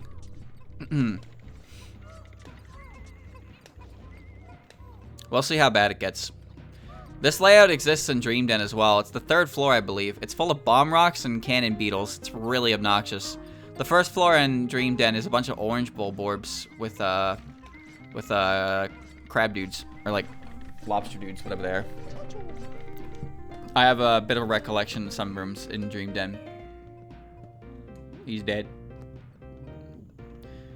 If a captain falls out of bounds, he shows back up. Kind of like treasures. Treasures do that too. If they fall over the wall for some reason, they come back. Pikmin don't.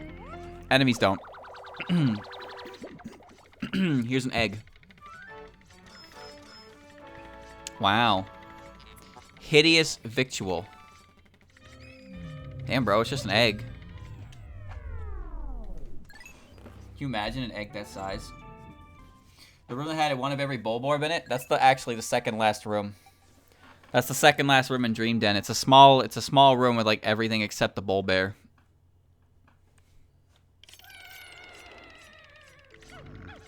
How old is that egg? Looks pretty good to me. Oh my god, what the fuck is this? Bro, talk about a shit layout.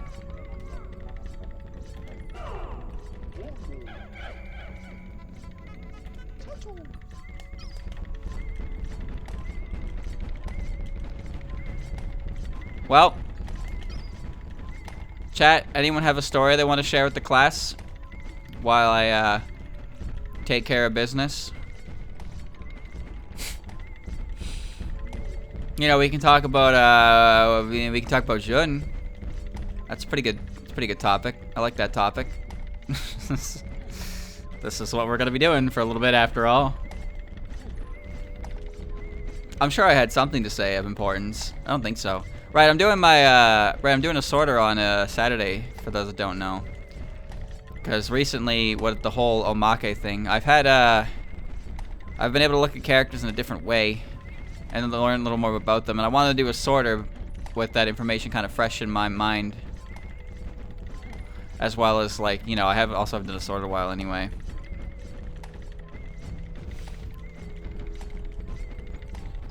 Gotta place your bets. Also better spot. Gotta place your bets. Who's in top 10?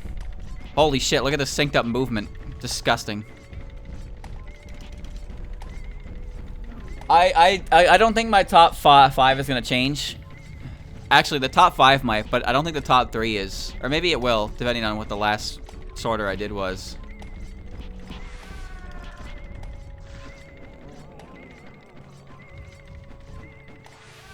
Alright, that happened.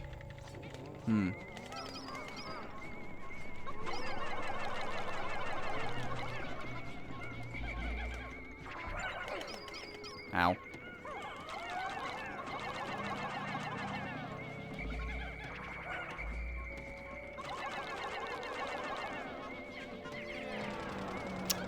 Lucky. Cool. I remember. Do I even remember my top 10? I actually don't think I do. I had what's her name? Oh, God. I had oh my god, I'm actually drawing a blank. You know, Satori, Aya, Rumia, Seika, Frenches. Moko, I almost said Mustard because of that. Reimu, Tenchi was up there. I remember Yuma. I had Yuma at 11th. I wonder if that'll change. Because I find, like, when it comes to the sorters, it's really weird. Because I'll look at a character and be like, oh, I like that character. And then by the end of the sorter, they're like 25th place. Something like that. I think Nazarine's top 10. I really like her. Bring it, bitch. It's Brittany, bitch.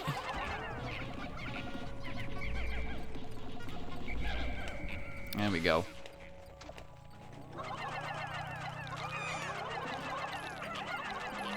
Die.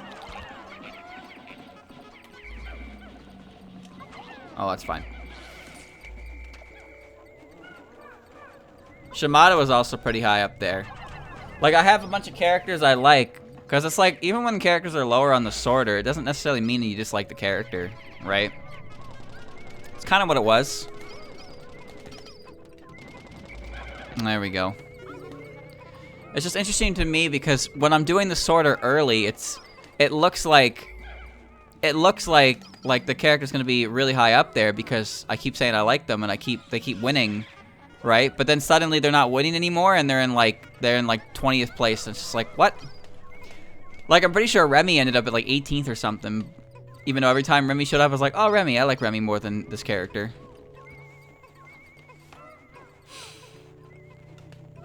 There's not enough to a PC98 character for me to like them that much. My favorite PC98 character is Yumemi. by far compared to all the other PC98 characters. But the problem is those characters don't really get anything anymore. So all I have is what they show off in the game, and then like very, very small portions of fan art or inclusions in fan games, which isn't much. A lot of people like PC98 characters a lot. I have a few that I like as well, but I just don't like them as much as I like characters who actually continue to get characterization and content made of them. I could just say I'm the biggest Orange fan in the world and lament every time Orange doesn't show up. You know, I could be one of those obnoxious people who revolves their entire personality around an obscure character they really like. Like Jun. Very obscure. Red bugs. Oh, the big guy's here. How strange. Alright. Time to attract some bodies.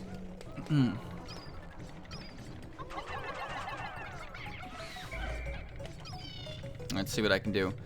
I'm sure everyone's seen it before. You know, somebody who has in their Twitter bio, they're like, I'm the only fan of this character in the entire world. Nobody likes this character. Only I do. I'm so alone. I'm so special because only I like this character. It's like, bro, what?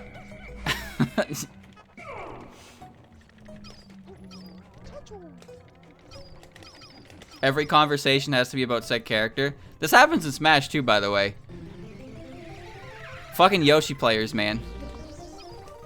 Yoshi player is always going to be involved in the topic. It's always going to involve Yoshi. They will just weasel their way into any conversation and make it about Yoshi every goddamn time. That's what these people do. That's what these people fucking do. They make every conversation about their character. I'll be sitting here, chat. I could be sitting here and talking about Jun. I could be like, I like Jun. And somebody's gonna crawl out of the woodwork and be like, Xion's better. It's like, bro, I don't fucking care if you like Xion more or not. Like, what? That's not what we're talking about. Oh. Don't want to do that. That's fine. Hey, Remy's pretty cool. Flaundere's better. Oh, I like Satori. Koishi's more popular. Like, I don't... Bro. What is this exchange? Drop it, you dickhead.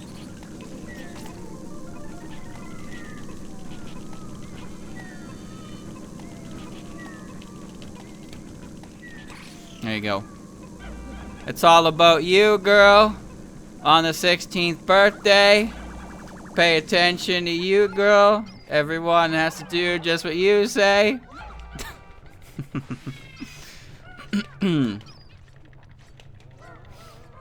The Jun arc. Is that what we're calling it? I have arcs? Character development? I didn't bring purples because I'm a jackass.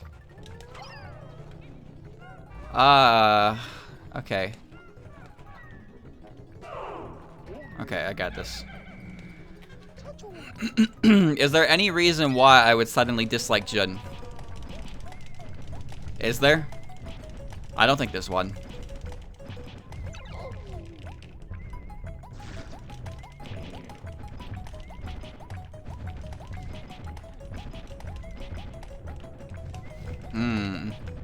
I actually don't think the giant bread bug has anything.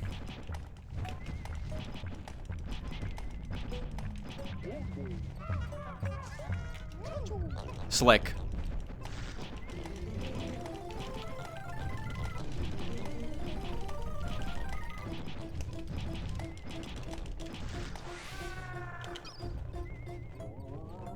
Alright. We're gonna find out.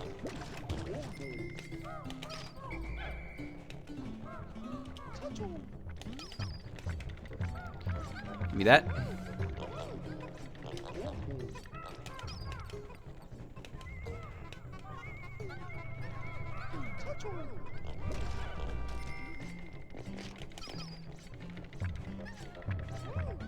Done. Cool.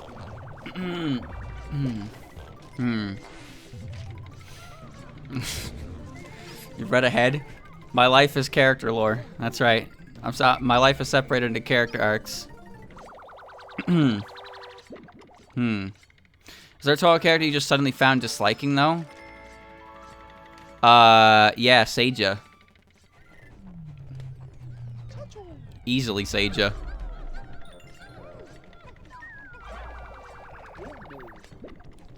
The relationship between Sukuna and Seija is built on a massive lie. And I don't really like that. People will defend that. People will defend that. Oh, Jesus, the spirit. Otherwise sort of liked? Probably no. No, not of characters I liked. Of all the characters I don't really like, I never really had much of a positive impression on them to begin with. I never found myself disliking a character I've liked. Because I feel like...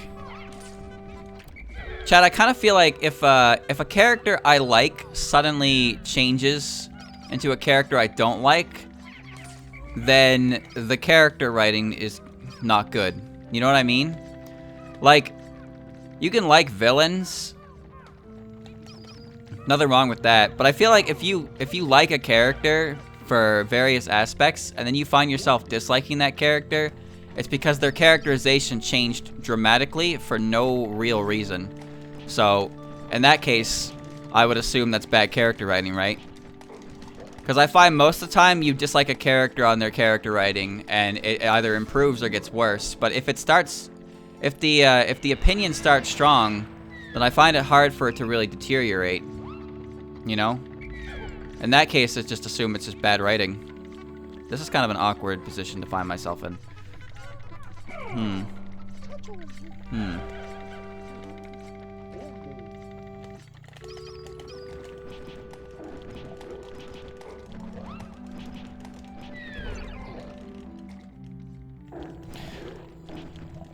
People also find themselves disliking characters for really trivial and stupid and reasons. Do you remember, and I think it was Lotus Eaters, when Rayson mentioned something about the moon torture chamber? Great society, by the way. They got the moon torture chamber room. And Rayson, like, gushes about it a little bit. And that, like, negatively impacted some people's opinion of the character because of one panel in a manga. It doesn't take much. It really doesn't take much for some people. For me, though, if, like, that kind of aspect, that's weird. That is certainly weird. I won't deny that. But I'm not going to just start being like, you know, Raison's never been a good character to begin with. Because this one time, she you know, she did this thing in a manga I didn't like. This is awkward. You're dead.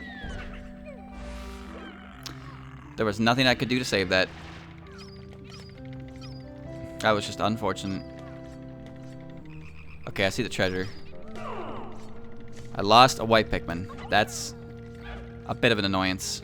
But there might be a way to get him back later, so it's okay. That's cheating tech. Yeah, you know what I meant. You know what I meant. One of the new mangas.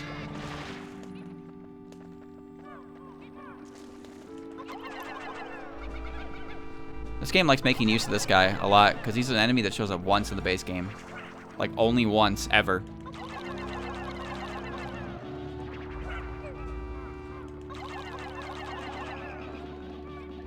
There you go. Got a frog? Okay.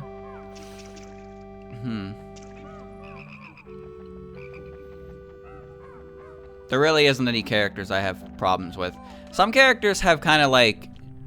I don't know, it's weird to say, but I think there are some characters who didn't really have a personality yet. And people like them better that way. And, you know, I actually can kind of understand that. Like, I think Sanai and Nitori are good examples. Sanai and Nitori were new characters to Mountain of Faith, and they hadn't really had, you know... Why did a Pikmin die? What the fuck? Okay. They hadn't really, you know, had a game yet. This is their first appearance. But as the game went on, their characterization kind of took roots. So I need that bastard to move. He's in my way. No, move. Move, you asshole. Notori was just kind of like, she showed up, you know, friend of the humans, and she was definitely more nicer to Reimu and Marissa. And Sanai was just kind of like, Sanai wasn't really a character yet, I suppose. But later on, Notori ended up becoming like more of a businesswoman. She's a lot more, you know, harsh, I suppose. I don't think harsh is the best way to describe it, but she was definitely more business orientated. She actually got a character attributed to her, and Sanai ended up, Sanai's character took off in the direction of her being interested in science and mechs and stuff like that. She's interested in robots.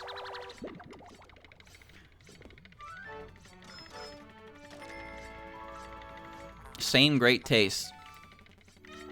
So I think that some people would prefer some characters before they actually got any characterization at all, because maybe they just felt like that was not the way it should have went, or maybe they just don't like the way the characterization was in general. I don't have any problem with Sanai. Like, I think Sanai is fine as she is. She started off as just like another shrine maiden, and then her character developed into a bit of a dork. That's all. Notori, I like Notori. I like the idea of her being a sassy and business savvy Kappa. What the hell? Whoa, whoa, whoa, what the fuck?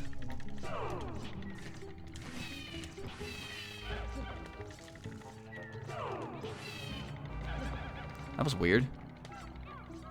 Okay, alright. Well, they're not coming back. Because I think it was the Omake, but Notori, even though they treat humans, you know, they treat humans the way they do, they tend to see themselves as superior beings, and that kind of comes out. That kind of comes out when they talk business, stuff like that as well. So I like Notori's rather straightforward and sassy nature. But like most yokai, once the going gets tough, they get going. Because Nazarin's the same way. Nazarin's a character who is very, you know, she's got a lot of heart, so to speak. She's very headstrong. I don't know the best way to describe this, but you know what I mean when I say this. But she is even though this is like her attitude towards others, she's a coward. She is a coward. She's also a bit of a knucklehead. Cookie. She is also a bit of a knucklehead. If you ask her to do something for you, she will just insult you. So you have to ask her in a way to get her to want to do it herself. So, you know, kind of similar, I suppose, to how the three fairies tend to get Chirno to act. That kind of deal. Notori's crowbar. It's part of her main art, or her HS art. Bug bait. Catching wriggles. All right. We catching wriggles. Easy floor. Like that.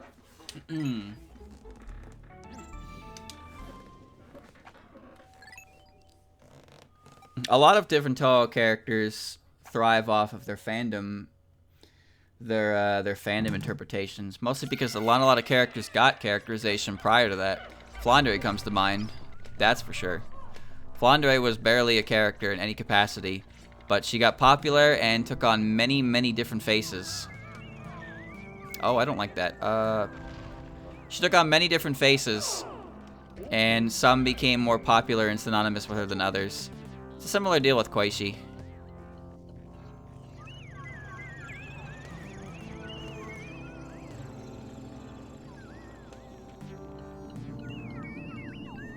Get him. I'm gonna get his ass. You bet, you bet. Watch.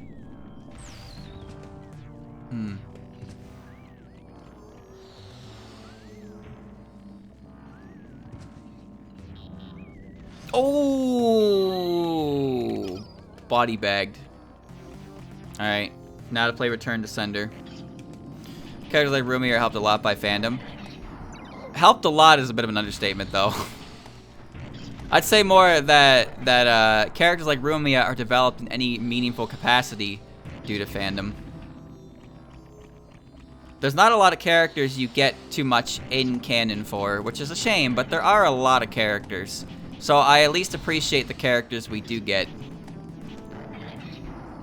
Because there are a lot of characters that I think are pretty sick. This is annoying. There are a lot of characters I think are quite sick in Touhou, and I'm okay with characterization coming from fan stuff for the most part, because there isn't really a lot otherwise. I need to turn around my guy. But I am also the type of person who likes... I like canon stuff more than fanon stuff when it comes to characterization. And I also think it's important to respect the canon when it comes to writing your characters. That's not to say you can't ad-lib and make up your own things. That's where the fanon personalities deviate from. But blatantly ignoring canon and telling others that you should just ignore canon always is just kind of disrespectful to the source material. These characters exist because Zun wrote them. And you can write them however you want. But to tell people to actively disregard the way the characters are, or to actively disregard the way the characters are written... Oh, that scared me. I don't like that, personally. It's mostly bad when people get utterly, like, overly defensive about it. Blatant disrespect for canon. And then blatant disrespect for anyone who likes canon. I like canon.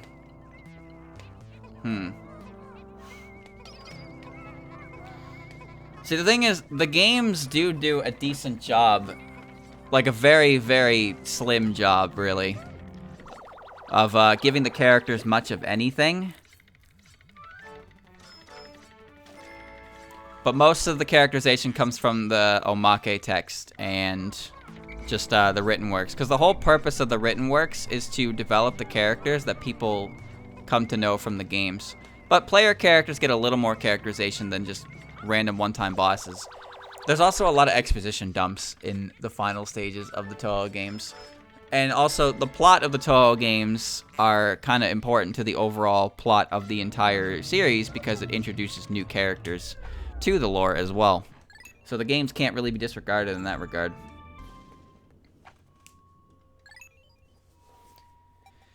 New characters is fine. I like new characters. New characters means new designs and new relations for characters. Yeah, that's the thing, right? Again, it's not like I'm saying that you can't have your own opinions on things or headcanons, but if you blatantly disregard every aspect of a series canon, like, I don't know if that's a good look for, like, do you really like the series? If you are just able to completely ignore every aspect of like the you know canon for something you like, do you really like it that much? It sounds to me like you're just looking for some kind of like weird vessel for your OCs.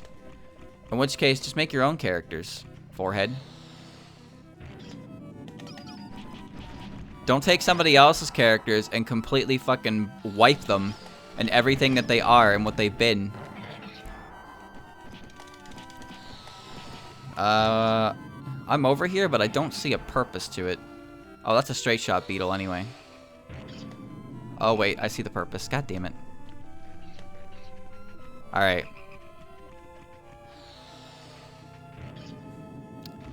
Fire at me from here, my guy. There you go.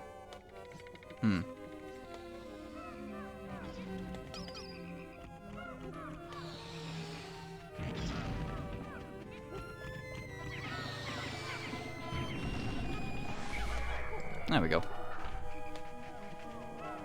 I hate this. I hate this. It is bad. Another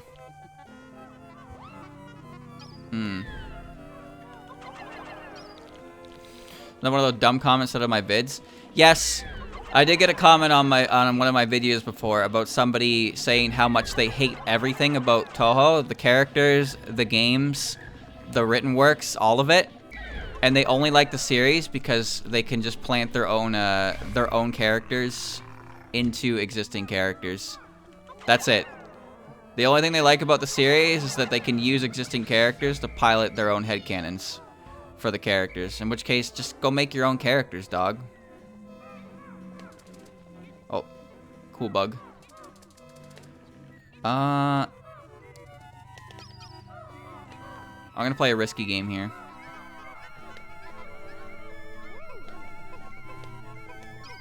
I mean, if you've ever been on Twitter... Okay.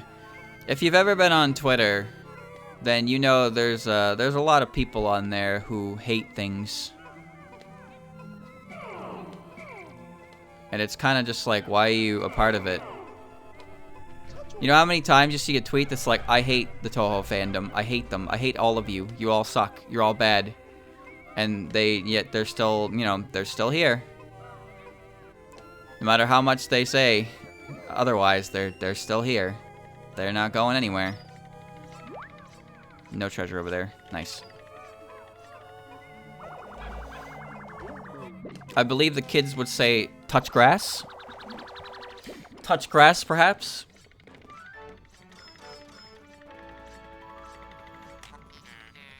It happens with Genshin a lot. You know, every fucking time Genshin does anything, I get boycott Genshin on the sidebar, and it's a bunch of people with Genshin PFPs talking about how they're done playing Genshin, and how Genshin's bad, and how Genshin should be canceled, and then a week later it's gone, and all those accounts are still playing Genshin. Every fucking time, dude.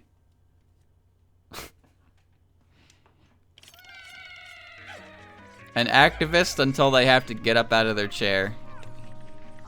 It's actually insane. It's insane how consistent this is. This is a gross floor. This is an absolutely fucking disgusting floor. What do I even begin here?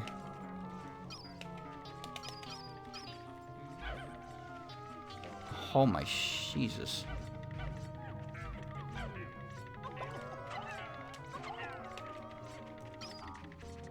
Alright.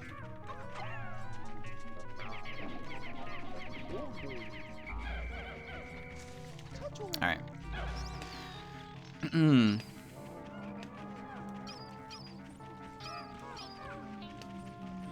Oh, not good. Okay, let's figure this out.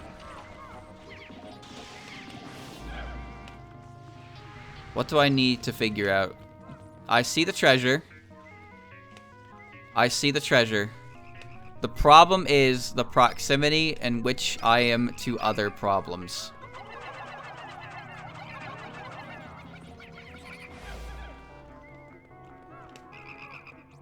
Okay. It's fine.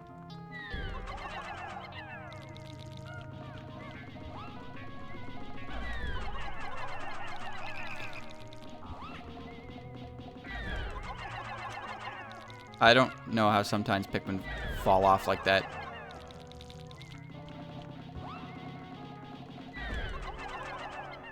That should do it. That was, however, only one frog. Okay. Frog injured.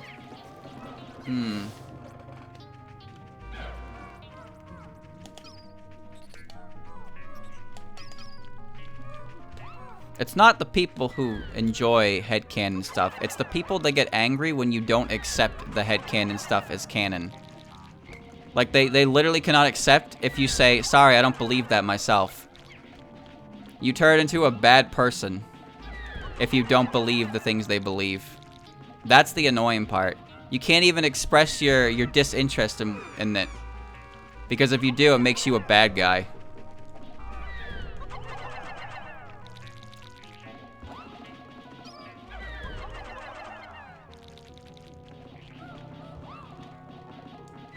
It's alright. The bugs don't... They don't kill Pikmin. They're just a bit of an obnoxious entity.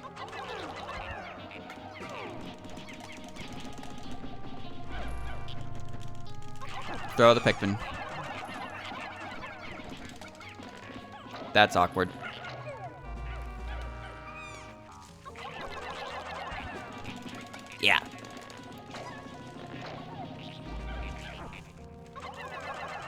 I made a mistake.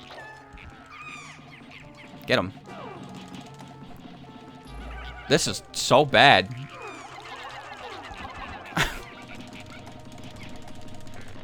Stop picking the Pikmin, dude. I wish I had more yellows at my disposal right now. Alright, there you go.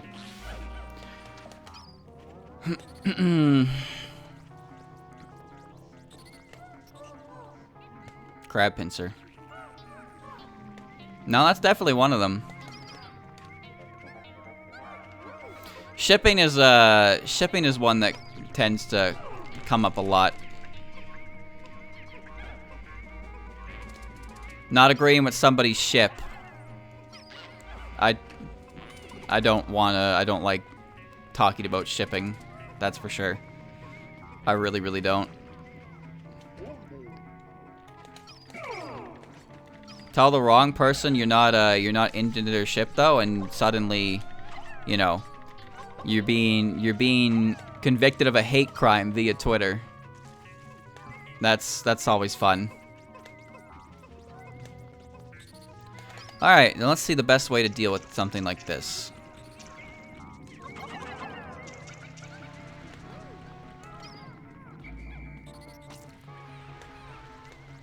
Guys, you are underwater. How could you possibly be on fire?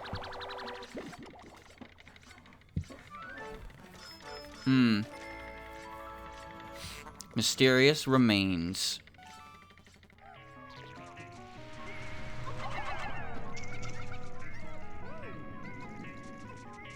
Whoosh. Alright.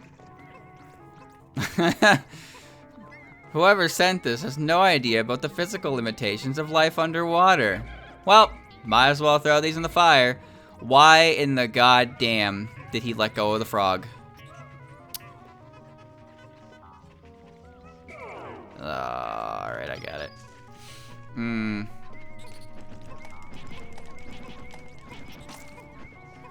Get going, boys.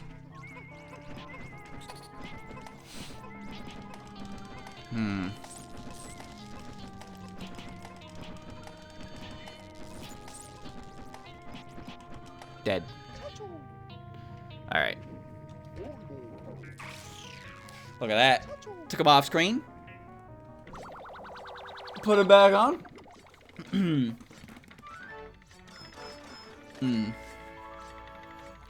Yoo-hoo chocolate flavored beverage.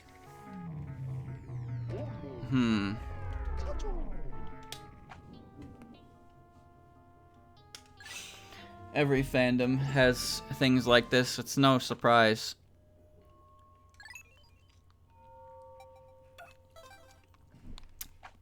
It's no surprise. This happens in all different groups. Shipping is just one that attracts the strangest outcomes, I find.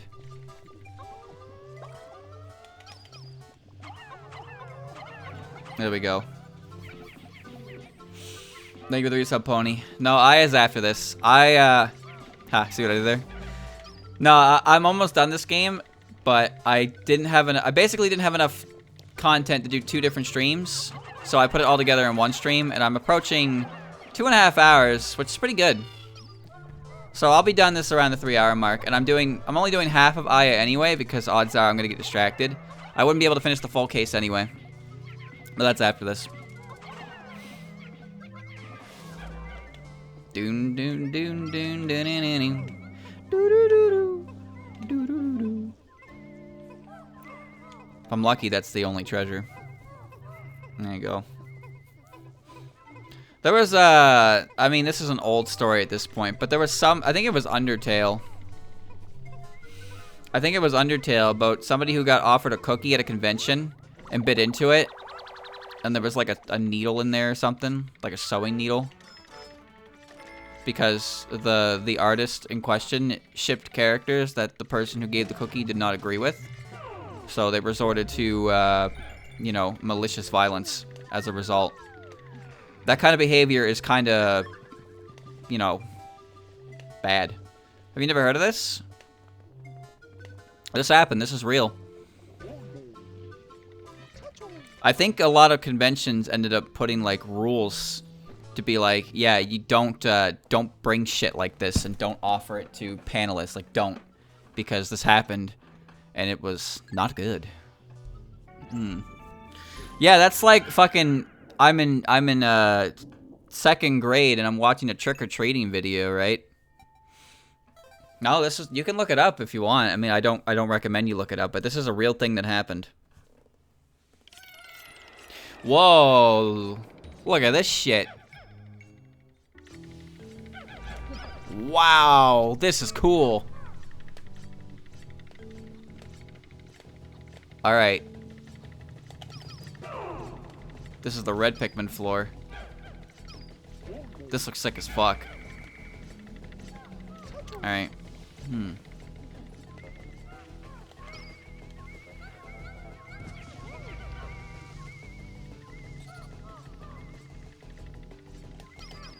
All right. There we go. I mean, being ruined.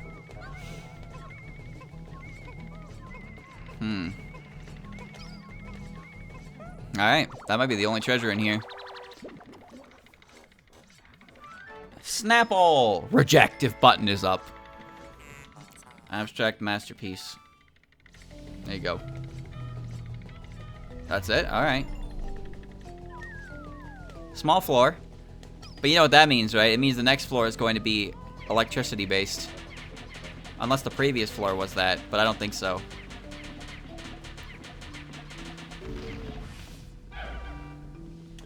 Alright, let's go. Goodbye, Snapple.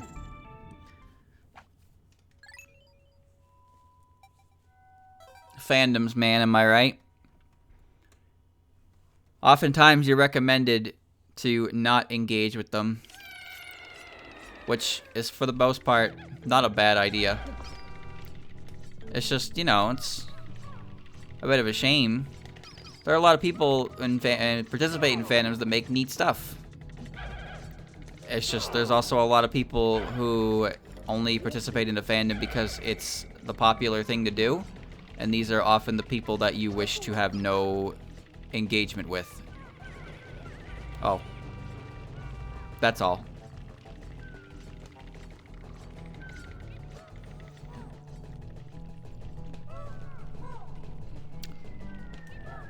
Holy shit!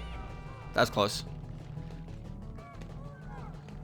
One thing I heard before, or I read it on the internet, of course, that I thought was an interesting way to look at it, was the idea that, like, you know, most of the time the kinds of people you'll be interacting with on the internet are the kinds that, like, you know, will make you loathe the thing you like. Because the people who truly enjoy the series are busy enjoying the series instead of participating in forum posts complaining about said series. And when I thought about it like that, it's like, yeah, that makes sense. Oftentimes, your only exposure to a fandom is the negative aspects because those are the vocal minority. Those are the ones that take every moment of their day to complain about something being not the way they want it to be, instead of enjoying it for what it is. Because the people that enjoy it for what it is don't go to the forums and complain about it. That makes sense to me.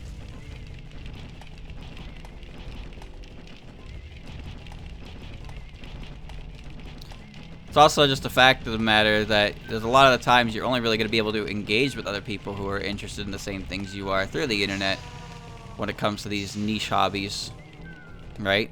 Unless you're doing something a little more local, of course.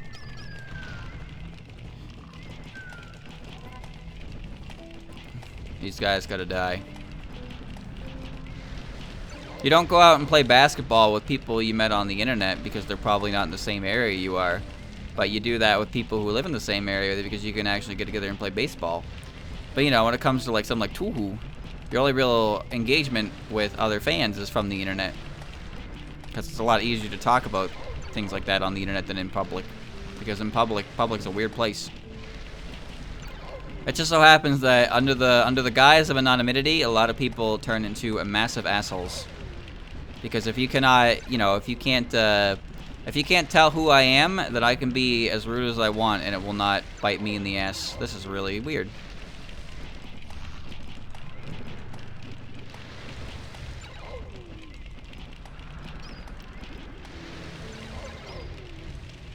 Don't bite me, dude. Oh, he did bite me. I'm not really taking damage, but this is... I really wish there was a better way to handle this. You can't fight this thing with anything but a red Pikmin. But there's those fucking watery blowhogs walking around. 3 of them, in fact. That's just a recipe for disaster. Done. Alright. However, that also means that the only thing I need is blue Pikmin. Because blue Pikmin won't be fucked up by that. It's often fandom being bad or comments about fandom being bad. Pretty much all the comments you're going to read about a fandom are going to be in a negative light, no matter what you do. But if you can find people who enjoy the series you enjoy and just enjoy it with them, then that's good. That's the main thing, right? Sometimes you just want to talk about things you like with like-minded people. That's what drives people to these communities to do that. It's just that sometimes they find themselves in a community where somebody who they really wish would stop talking would, like, you know, constantly gets involved in the discussion in one manner or another. You want to talk about how much you like a character, how good a character is? There will always be somebody who will come in to tell you about how that character is not good or how what you're talking about is bad. Or my personal favorite, drone supplies. My personal favorite, people who join a conversation just to tell the people who are having said conversation how much they don't care about the conversation they're having. That's an impressive. That's genuinely impressive.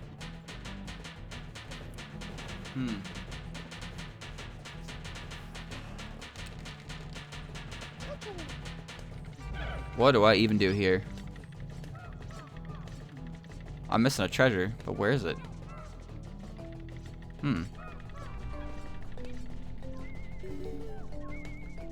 White Pikmin? Yep. Okay. Ah, yo-yo.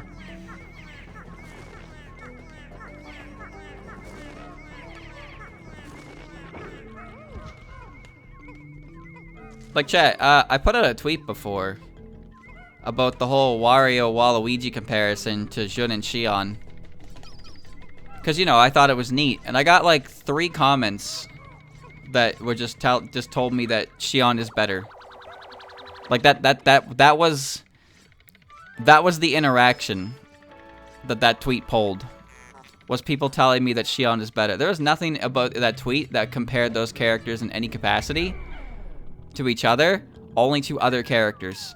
But yet, people felt the need to tell me that Xion is a better character. Like, that wasn't the point, bro. Wasn't the point. Get off Twitter.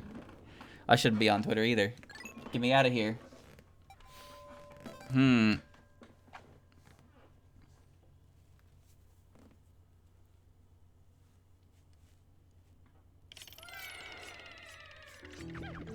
Ah, I hear a fish. Oh!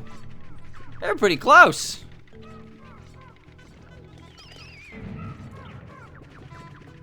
Alright.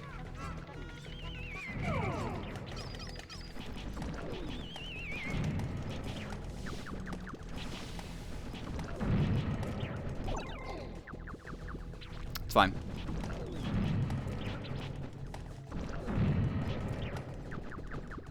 Right, take that out, please. Thank you. There's actually 2 fish. I hear them.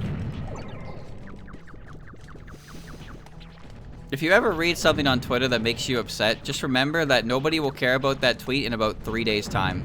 Maybe even less. There is a bull bear over there, too.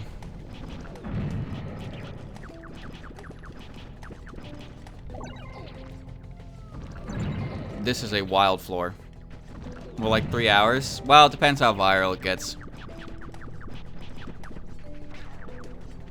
I'm often impressed at the amount of ego that spawns from people who have a big number on their Twitter follower account. And you can kind of like notice it too. based on the way that people write out their tweets, you can kind of tell who's packing a fat ego over something like that.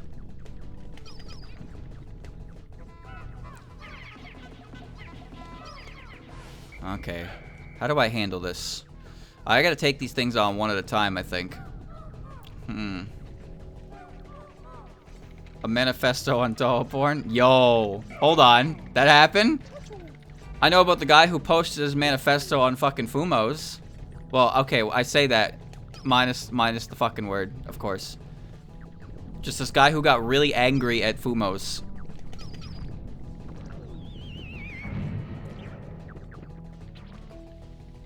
Bang. Dude, this guy is actually, like, the actual range of attack is pretty bad.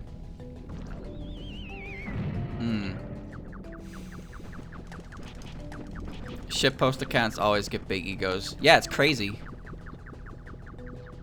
People who make accounts based solely on posting memes and stolen shit somehow get like the idea in their head that people are there for them and not the gimmick account. It's wild. That didn't kill it. The fuck? There we go. Come here, Mr. Fish. I need you to come over here. Please. The guy who posted an entire essay on Toho porn.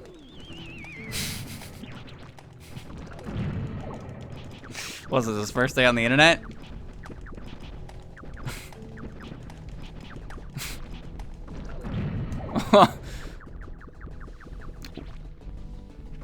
I don't even know how to respond to that. Like, what do you even say? It's the internet, my guy. Nothing is sacred.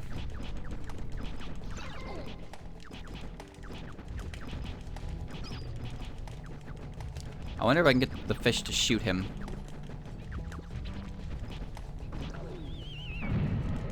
Oh, that was convenient. What an odd predicament I find myself in at the moment.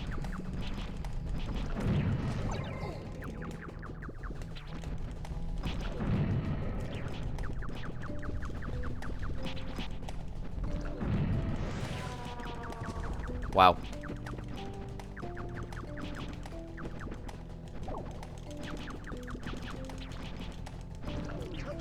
There you go. Why? Why?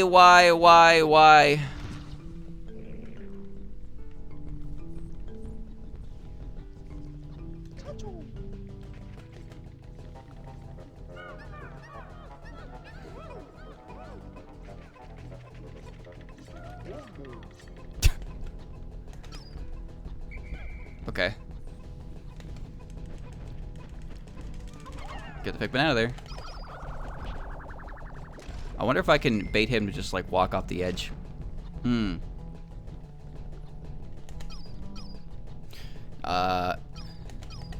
I'll fight this battle. So this room has 4 enemies, but they're all full map wanderers that heal. Crazy. There's also a spider in the middle actually, so that's 5.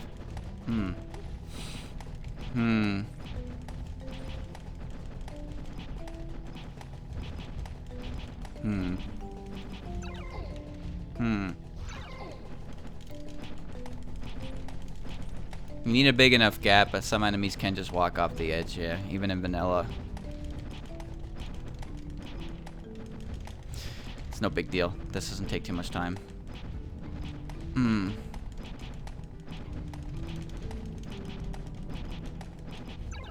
There we go. It takes 0 effort, yeah, to find that kind of thing. It really doesn't take any effort. We're all adults here.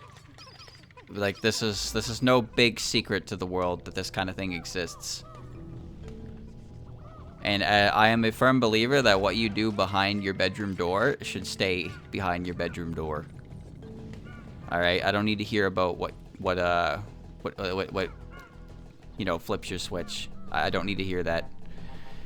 It's gonna be there no matter what I say. So I just, you know, ignorance is bliss. That's all. Where is this fucking treasure? Dude, this area is ratchet.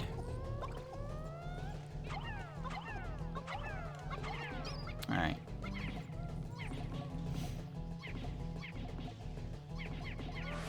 There we go. Whoa. Can't tell if it's a yellow or a white pick, but I'm gonna throw it a second here.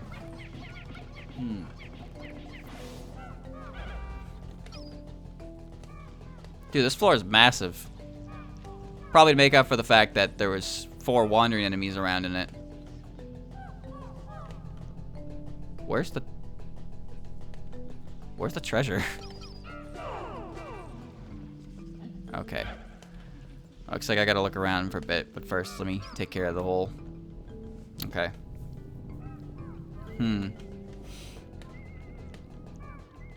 Over here. I don't go on Reddit. I've never, ever had an interest in Reddit. But from what I understand, if the way I think that Twitter is, I would not survive on Reddit.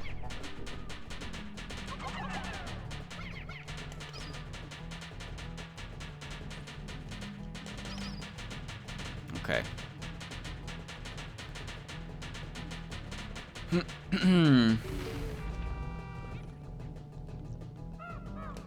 Come along, champ. Come along.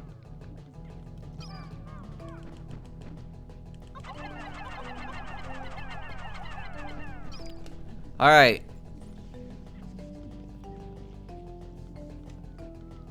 Protect its users, Lamau. Fucking Lamau.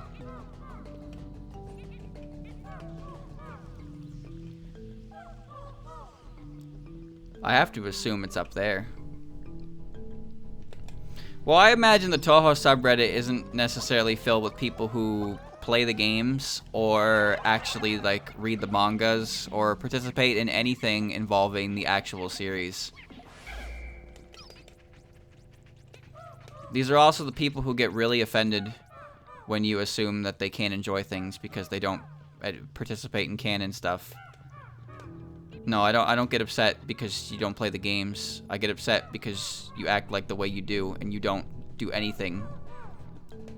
You don't do anything but complain on forum boards. Treasure, where are you? Alright. Don't die. Am I insane? Where is this treasure? Alright. Hey, I'll take an art repost over anything else. I remember searching for something once, and I got a hit on Google that was like, do you guys think there's too many Toho games? There's just too much. It's gotta stop. It's like, alright. Together we can collectively end Toho right now. It'll be over. You and me. I got a plan. Stick to the plan. Stick to the plan. Stick to the plan.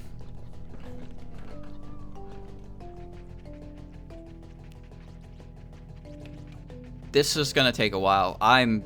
It's got to be buried, but I'm not getting a hit anywhere. Where is this fucking treasure?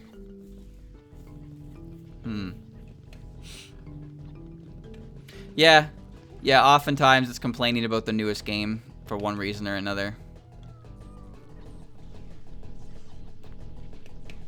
It is what it is. Again, this happens everywhere. This is just a thing that happens in general. Oh, wait. Found it. It's not anything exclusive to Toho.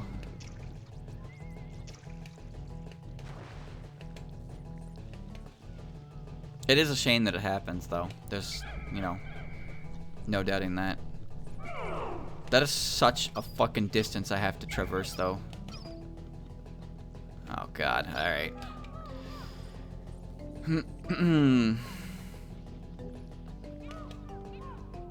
But you see it on... I don't know about Reddit necessarily, but I know you see it on Twitter.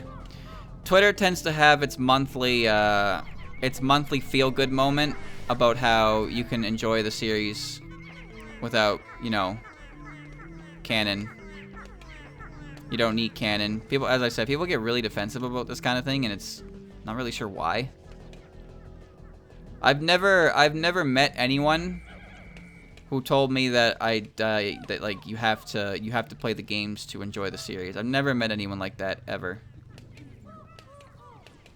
I have to assume they don't exist, or they frequent areas where people are known to be whiny complainers about everything, i.e., Reddit and Twitter. But it happens a lot, and a lot of people like to, you know, flock to it. Especially those quote-unquote big names that you see that I talked about earlier. They like to put their 2 cents in every time.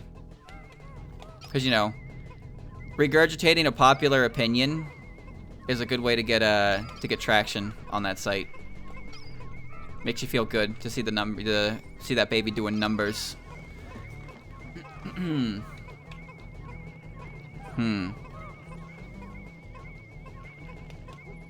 Alright. No, but I've never talked to anyone who said something like that before. I thought that you're not a real fan unless you play the games thing was a meme. Like, maybe that was more of a thing, like, way back when. I don't know, though, because I didn't know anything about Tall until 2017. Don't fall in the water now. Maybe it was just an ancient meme like that. I know easy mode is like a pretty ancient meme.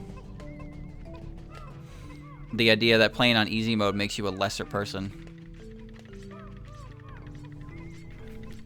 The more followers I have, the better my opinion. Yeah, it's true.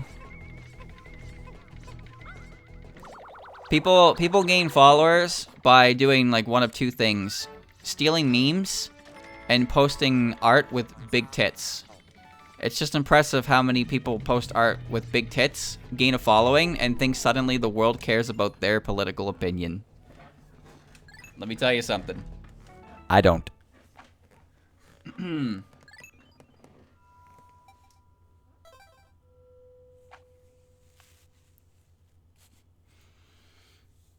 don't understand that.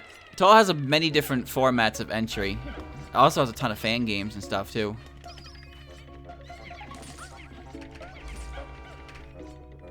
I highly recommend that people do check out the games because they're an important source to the lore. They're like the main thing. It's a cool floor. But it doesn't mean you have to play it. I would recommend that you do, though. But shmups are a very weird genre. Shmups are a weird genre that are hard to get into anyway. So I understand why some people would just like not click with it at all. But I do think it's worth trying. You might enjoy it, you never know. Like for me and for example, I don't really play shmups at all, but I like Toho.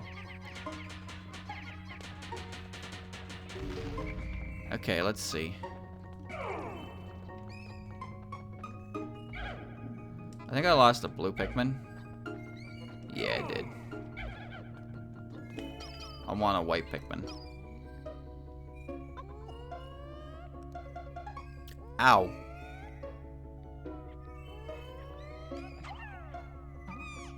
Pain flower. Okay. I'm not integrated in the community either. No. Well, I mean, maybe technically I am. I don't really know how this works for me. Like, I talk to you, chat, but I don't talk on a forum or post or anything like that at all. I just kind of stay in my own little bubble, I suppose. Alright. Boss time. Big streamers. Well, I've been a Naro stream. I like his atmosphere. He's pretty relaxed.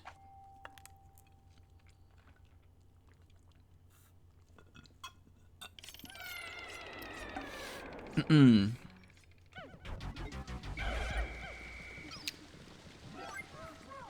I do appreciate about Naro's stream is he's definitely not as opinionated as I am. Or at the very least, he doesn't actively express his distaste with things actively like I do.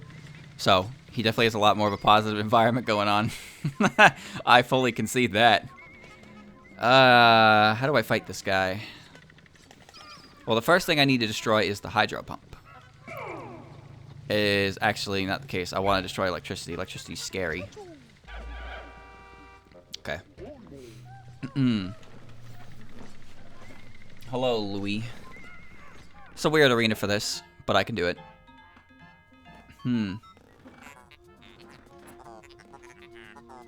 Is that Louis? Mr. President, I've located Louis. He's been at this longer than I have, that's for sure.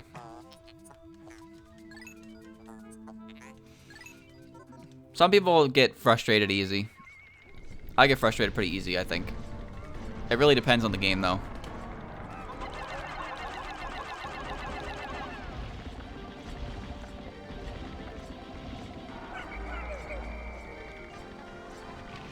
So the gimmick to this fight is, you know, he has different...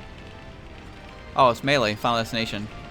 The gimmick to this fight is he has 4 different things he can use of the elements to attack with. And the thing is, even though you have...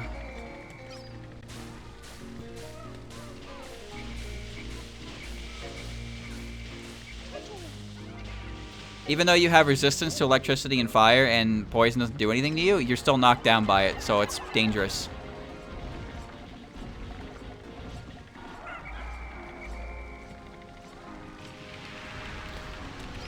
This, the electricity one's a little dangerous because if he fires it off and it hits where my Pikmin are over there, then they just get fried. So I need to drag him over here. Come over here. This is the final boss. Yep, this is Titan Dweeble.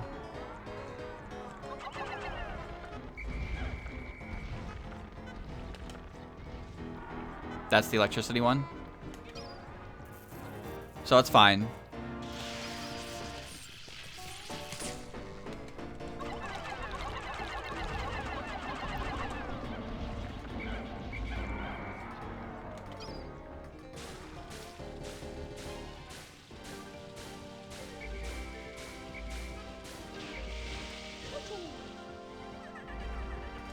Monster Pump should go second for obvious reasons.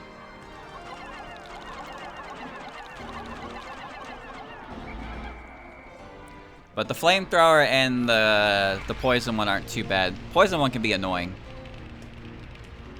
if you're not careful. But the flamethrower is fine.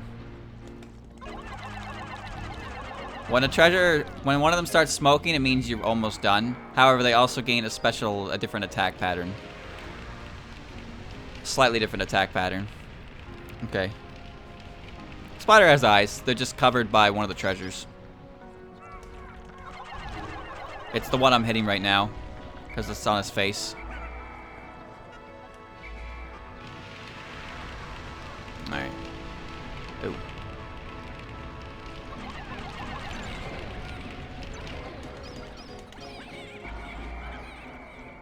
That was a dumb idea.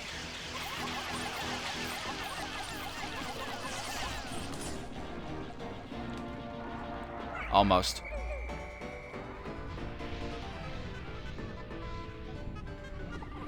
Oh, that radius is a bit scary. Okay.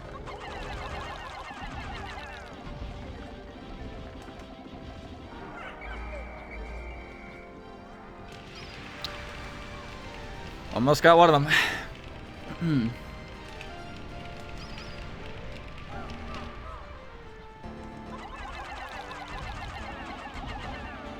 That's one.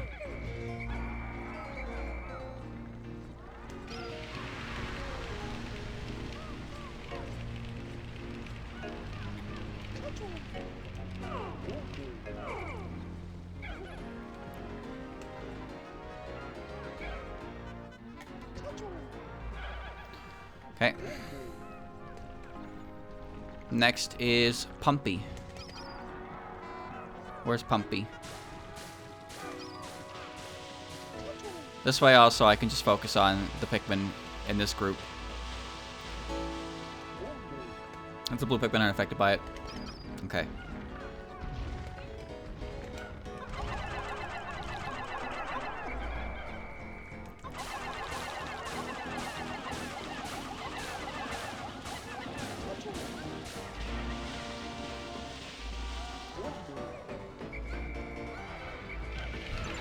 Not good. Not good.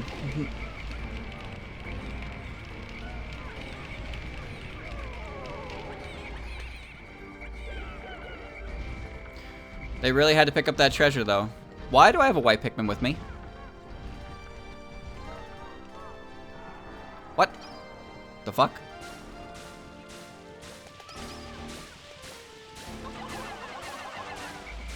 Come on, guys. I don't even know what died. I don't even know what's happening anymore.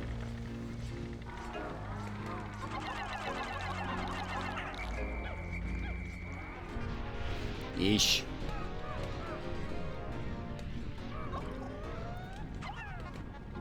Okay. Actually, if he uses the pump again, I can take out the comedy bomb, which wouldn't be a bad idea.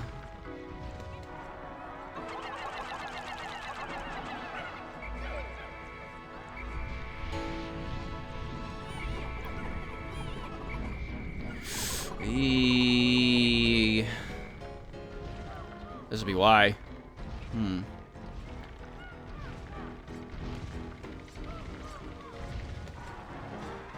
Do the water one. Not good. Okay. I want him to do the pump because I can punish him uninterrupted.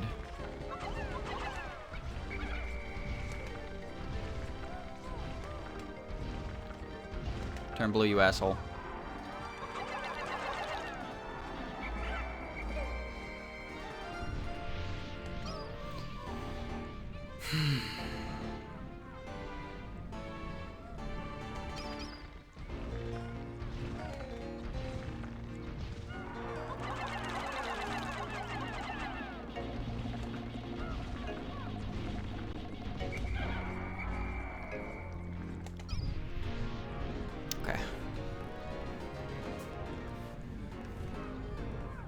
Vacate the gas.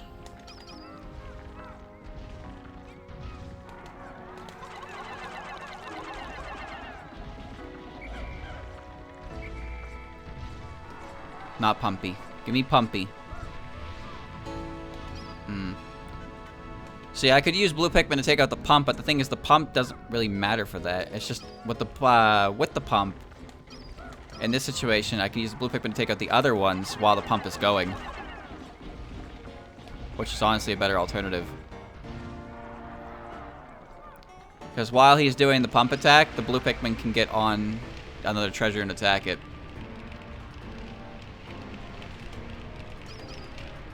Alright.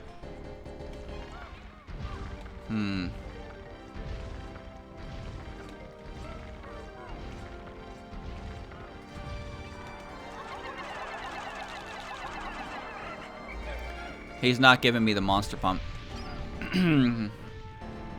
Alright.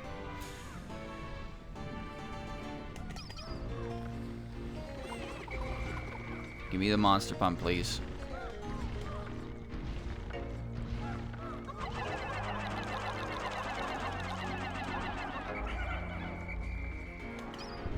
Woo! Woo!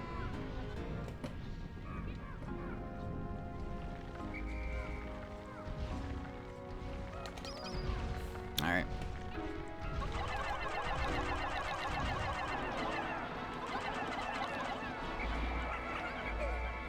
Pumpy.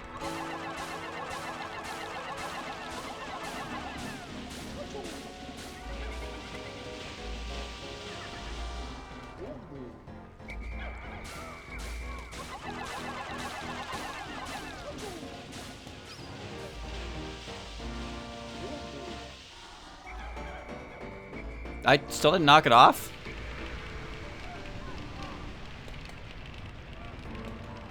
Huh.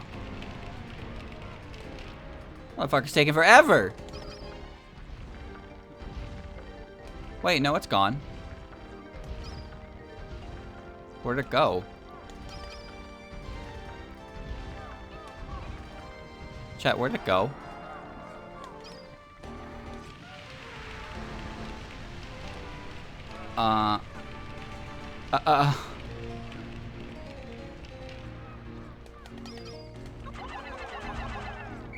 Why is it gone?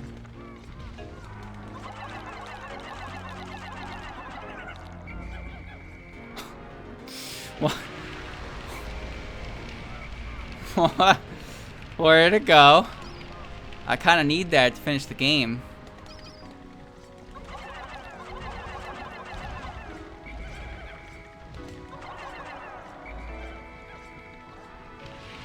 Whoa, toasty, dude.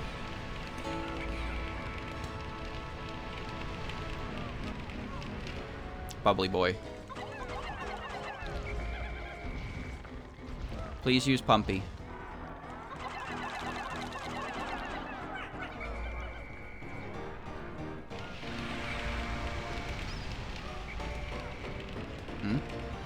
Oh, there. What the fuck is it doing over there?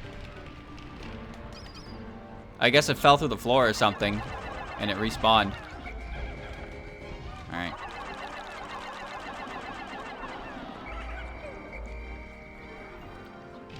Man, he just doesn't want to use it, does he?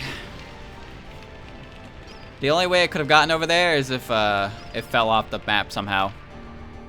But I didn't see it do that, so I have no idea what happened.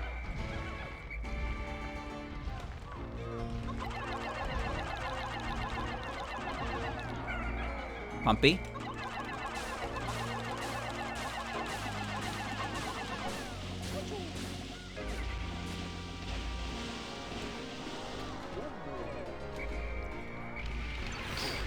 Ooh, oy.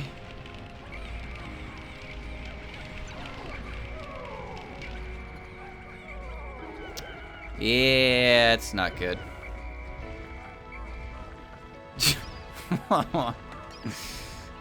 Well, you know what they say. All toasters. That's fine.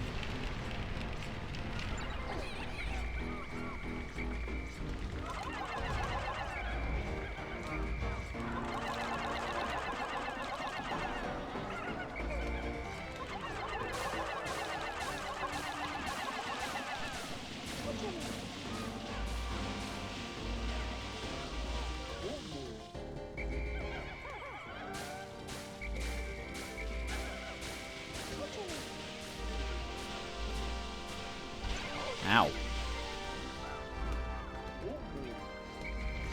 Okay.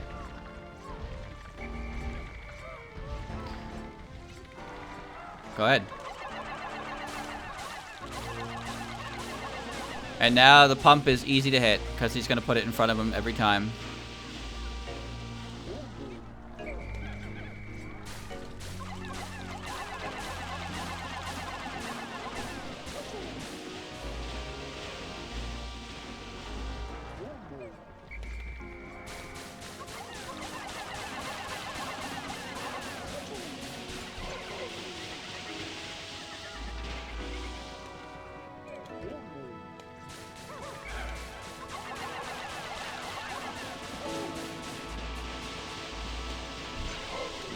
Ah. There we go. All done. The boss is now naked and afraid. He can't kill you, by the way. This fight can get really tedious, yeah. Very, very tedious. Monster pump.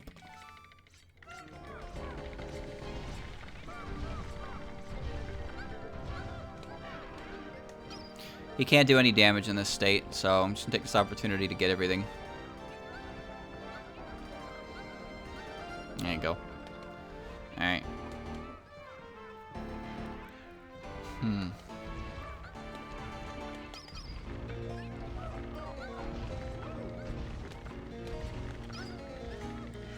Slowly and surely.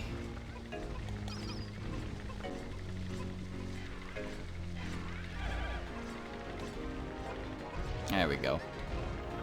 Job's done. Give me the comedy bomb. The hee hee ha ha.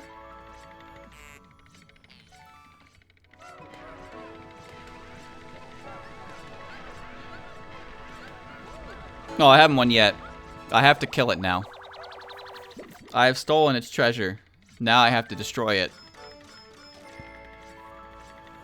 Shock therapist.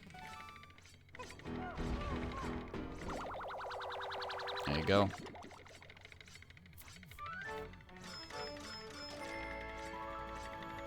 Flare cannon.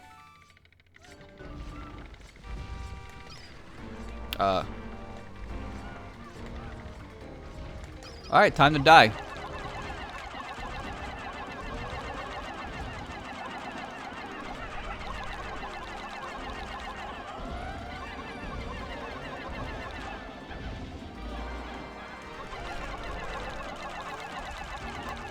He chose violence first.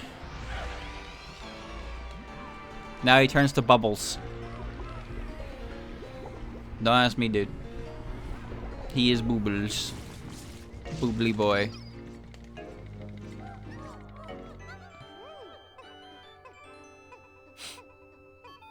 Good cutscene.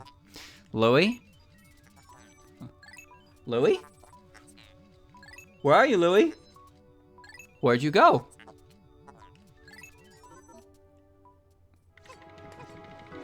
They took him out of the cutscene. Got him. Why is he worth $10? King of Boog. Did it. It's over. The game is over. It's finished.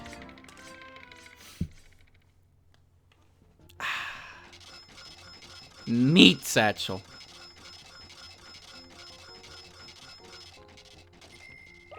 Look at that garbage. Nice. Congratulations, team. We did it. $27,000 in cash.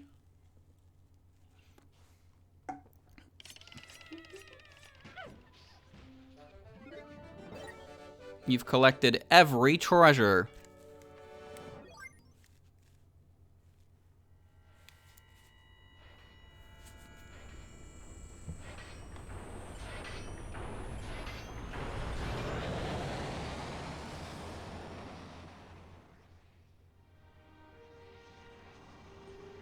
He just leaves them.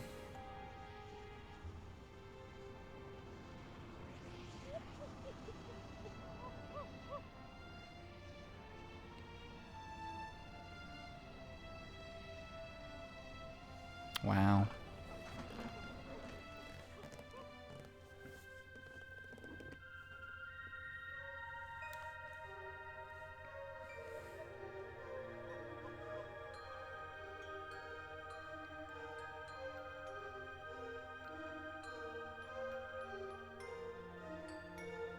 Congratulations, Olimar. You've effectively bred the invasive species. Now the ecosystem's fucked.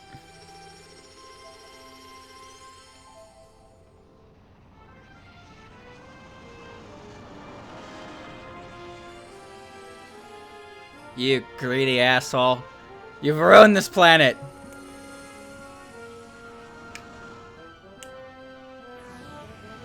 What if the whole reason Earth ended up the way it did was because Pikmin showed up? You ever think of that? What if Pikmin were the aliens that destroyed Earth? And after centuries time, they finally, their numbers dwindled. They were on the verge, it's like Metroid, right? It's like Metroid. They're on the verge of extinction, and then Olimar showed up and brought them back into the world. Because when Olimar shows up in the first Pikmin game, he finds one Pikmin. There's only one red Pikmin, and he turns that one red Pikmin into a whole bunch of Pikmin. He started it all over again. It's only a matter of time. Days spent 16. Pretty good. 127 lost in battle. No one left behind. 10 to fire. Yeah, that was at the end. 6 to water. That happened. 1 to electricity. That's pretty good. 22 to explosions. That was an accident. 1 to poison. That was silly. 784 Pikmin.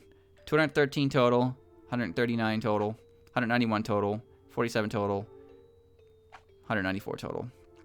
13 hours, 37 minutes. All I had to do was stall for 2 more minutes. All I had to do was stall for 2 more minutes. It's over. I did it.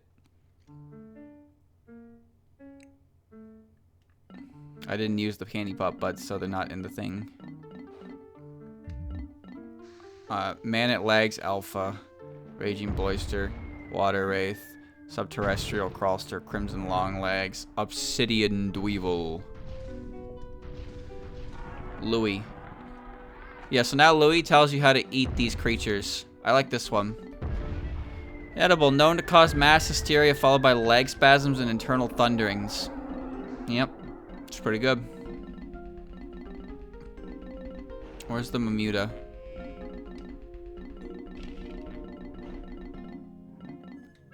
Inedible, tastes like chicken. Isn't that weird? Isn't that weird? You know what they say. Tastes like chicken.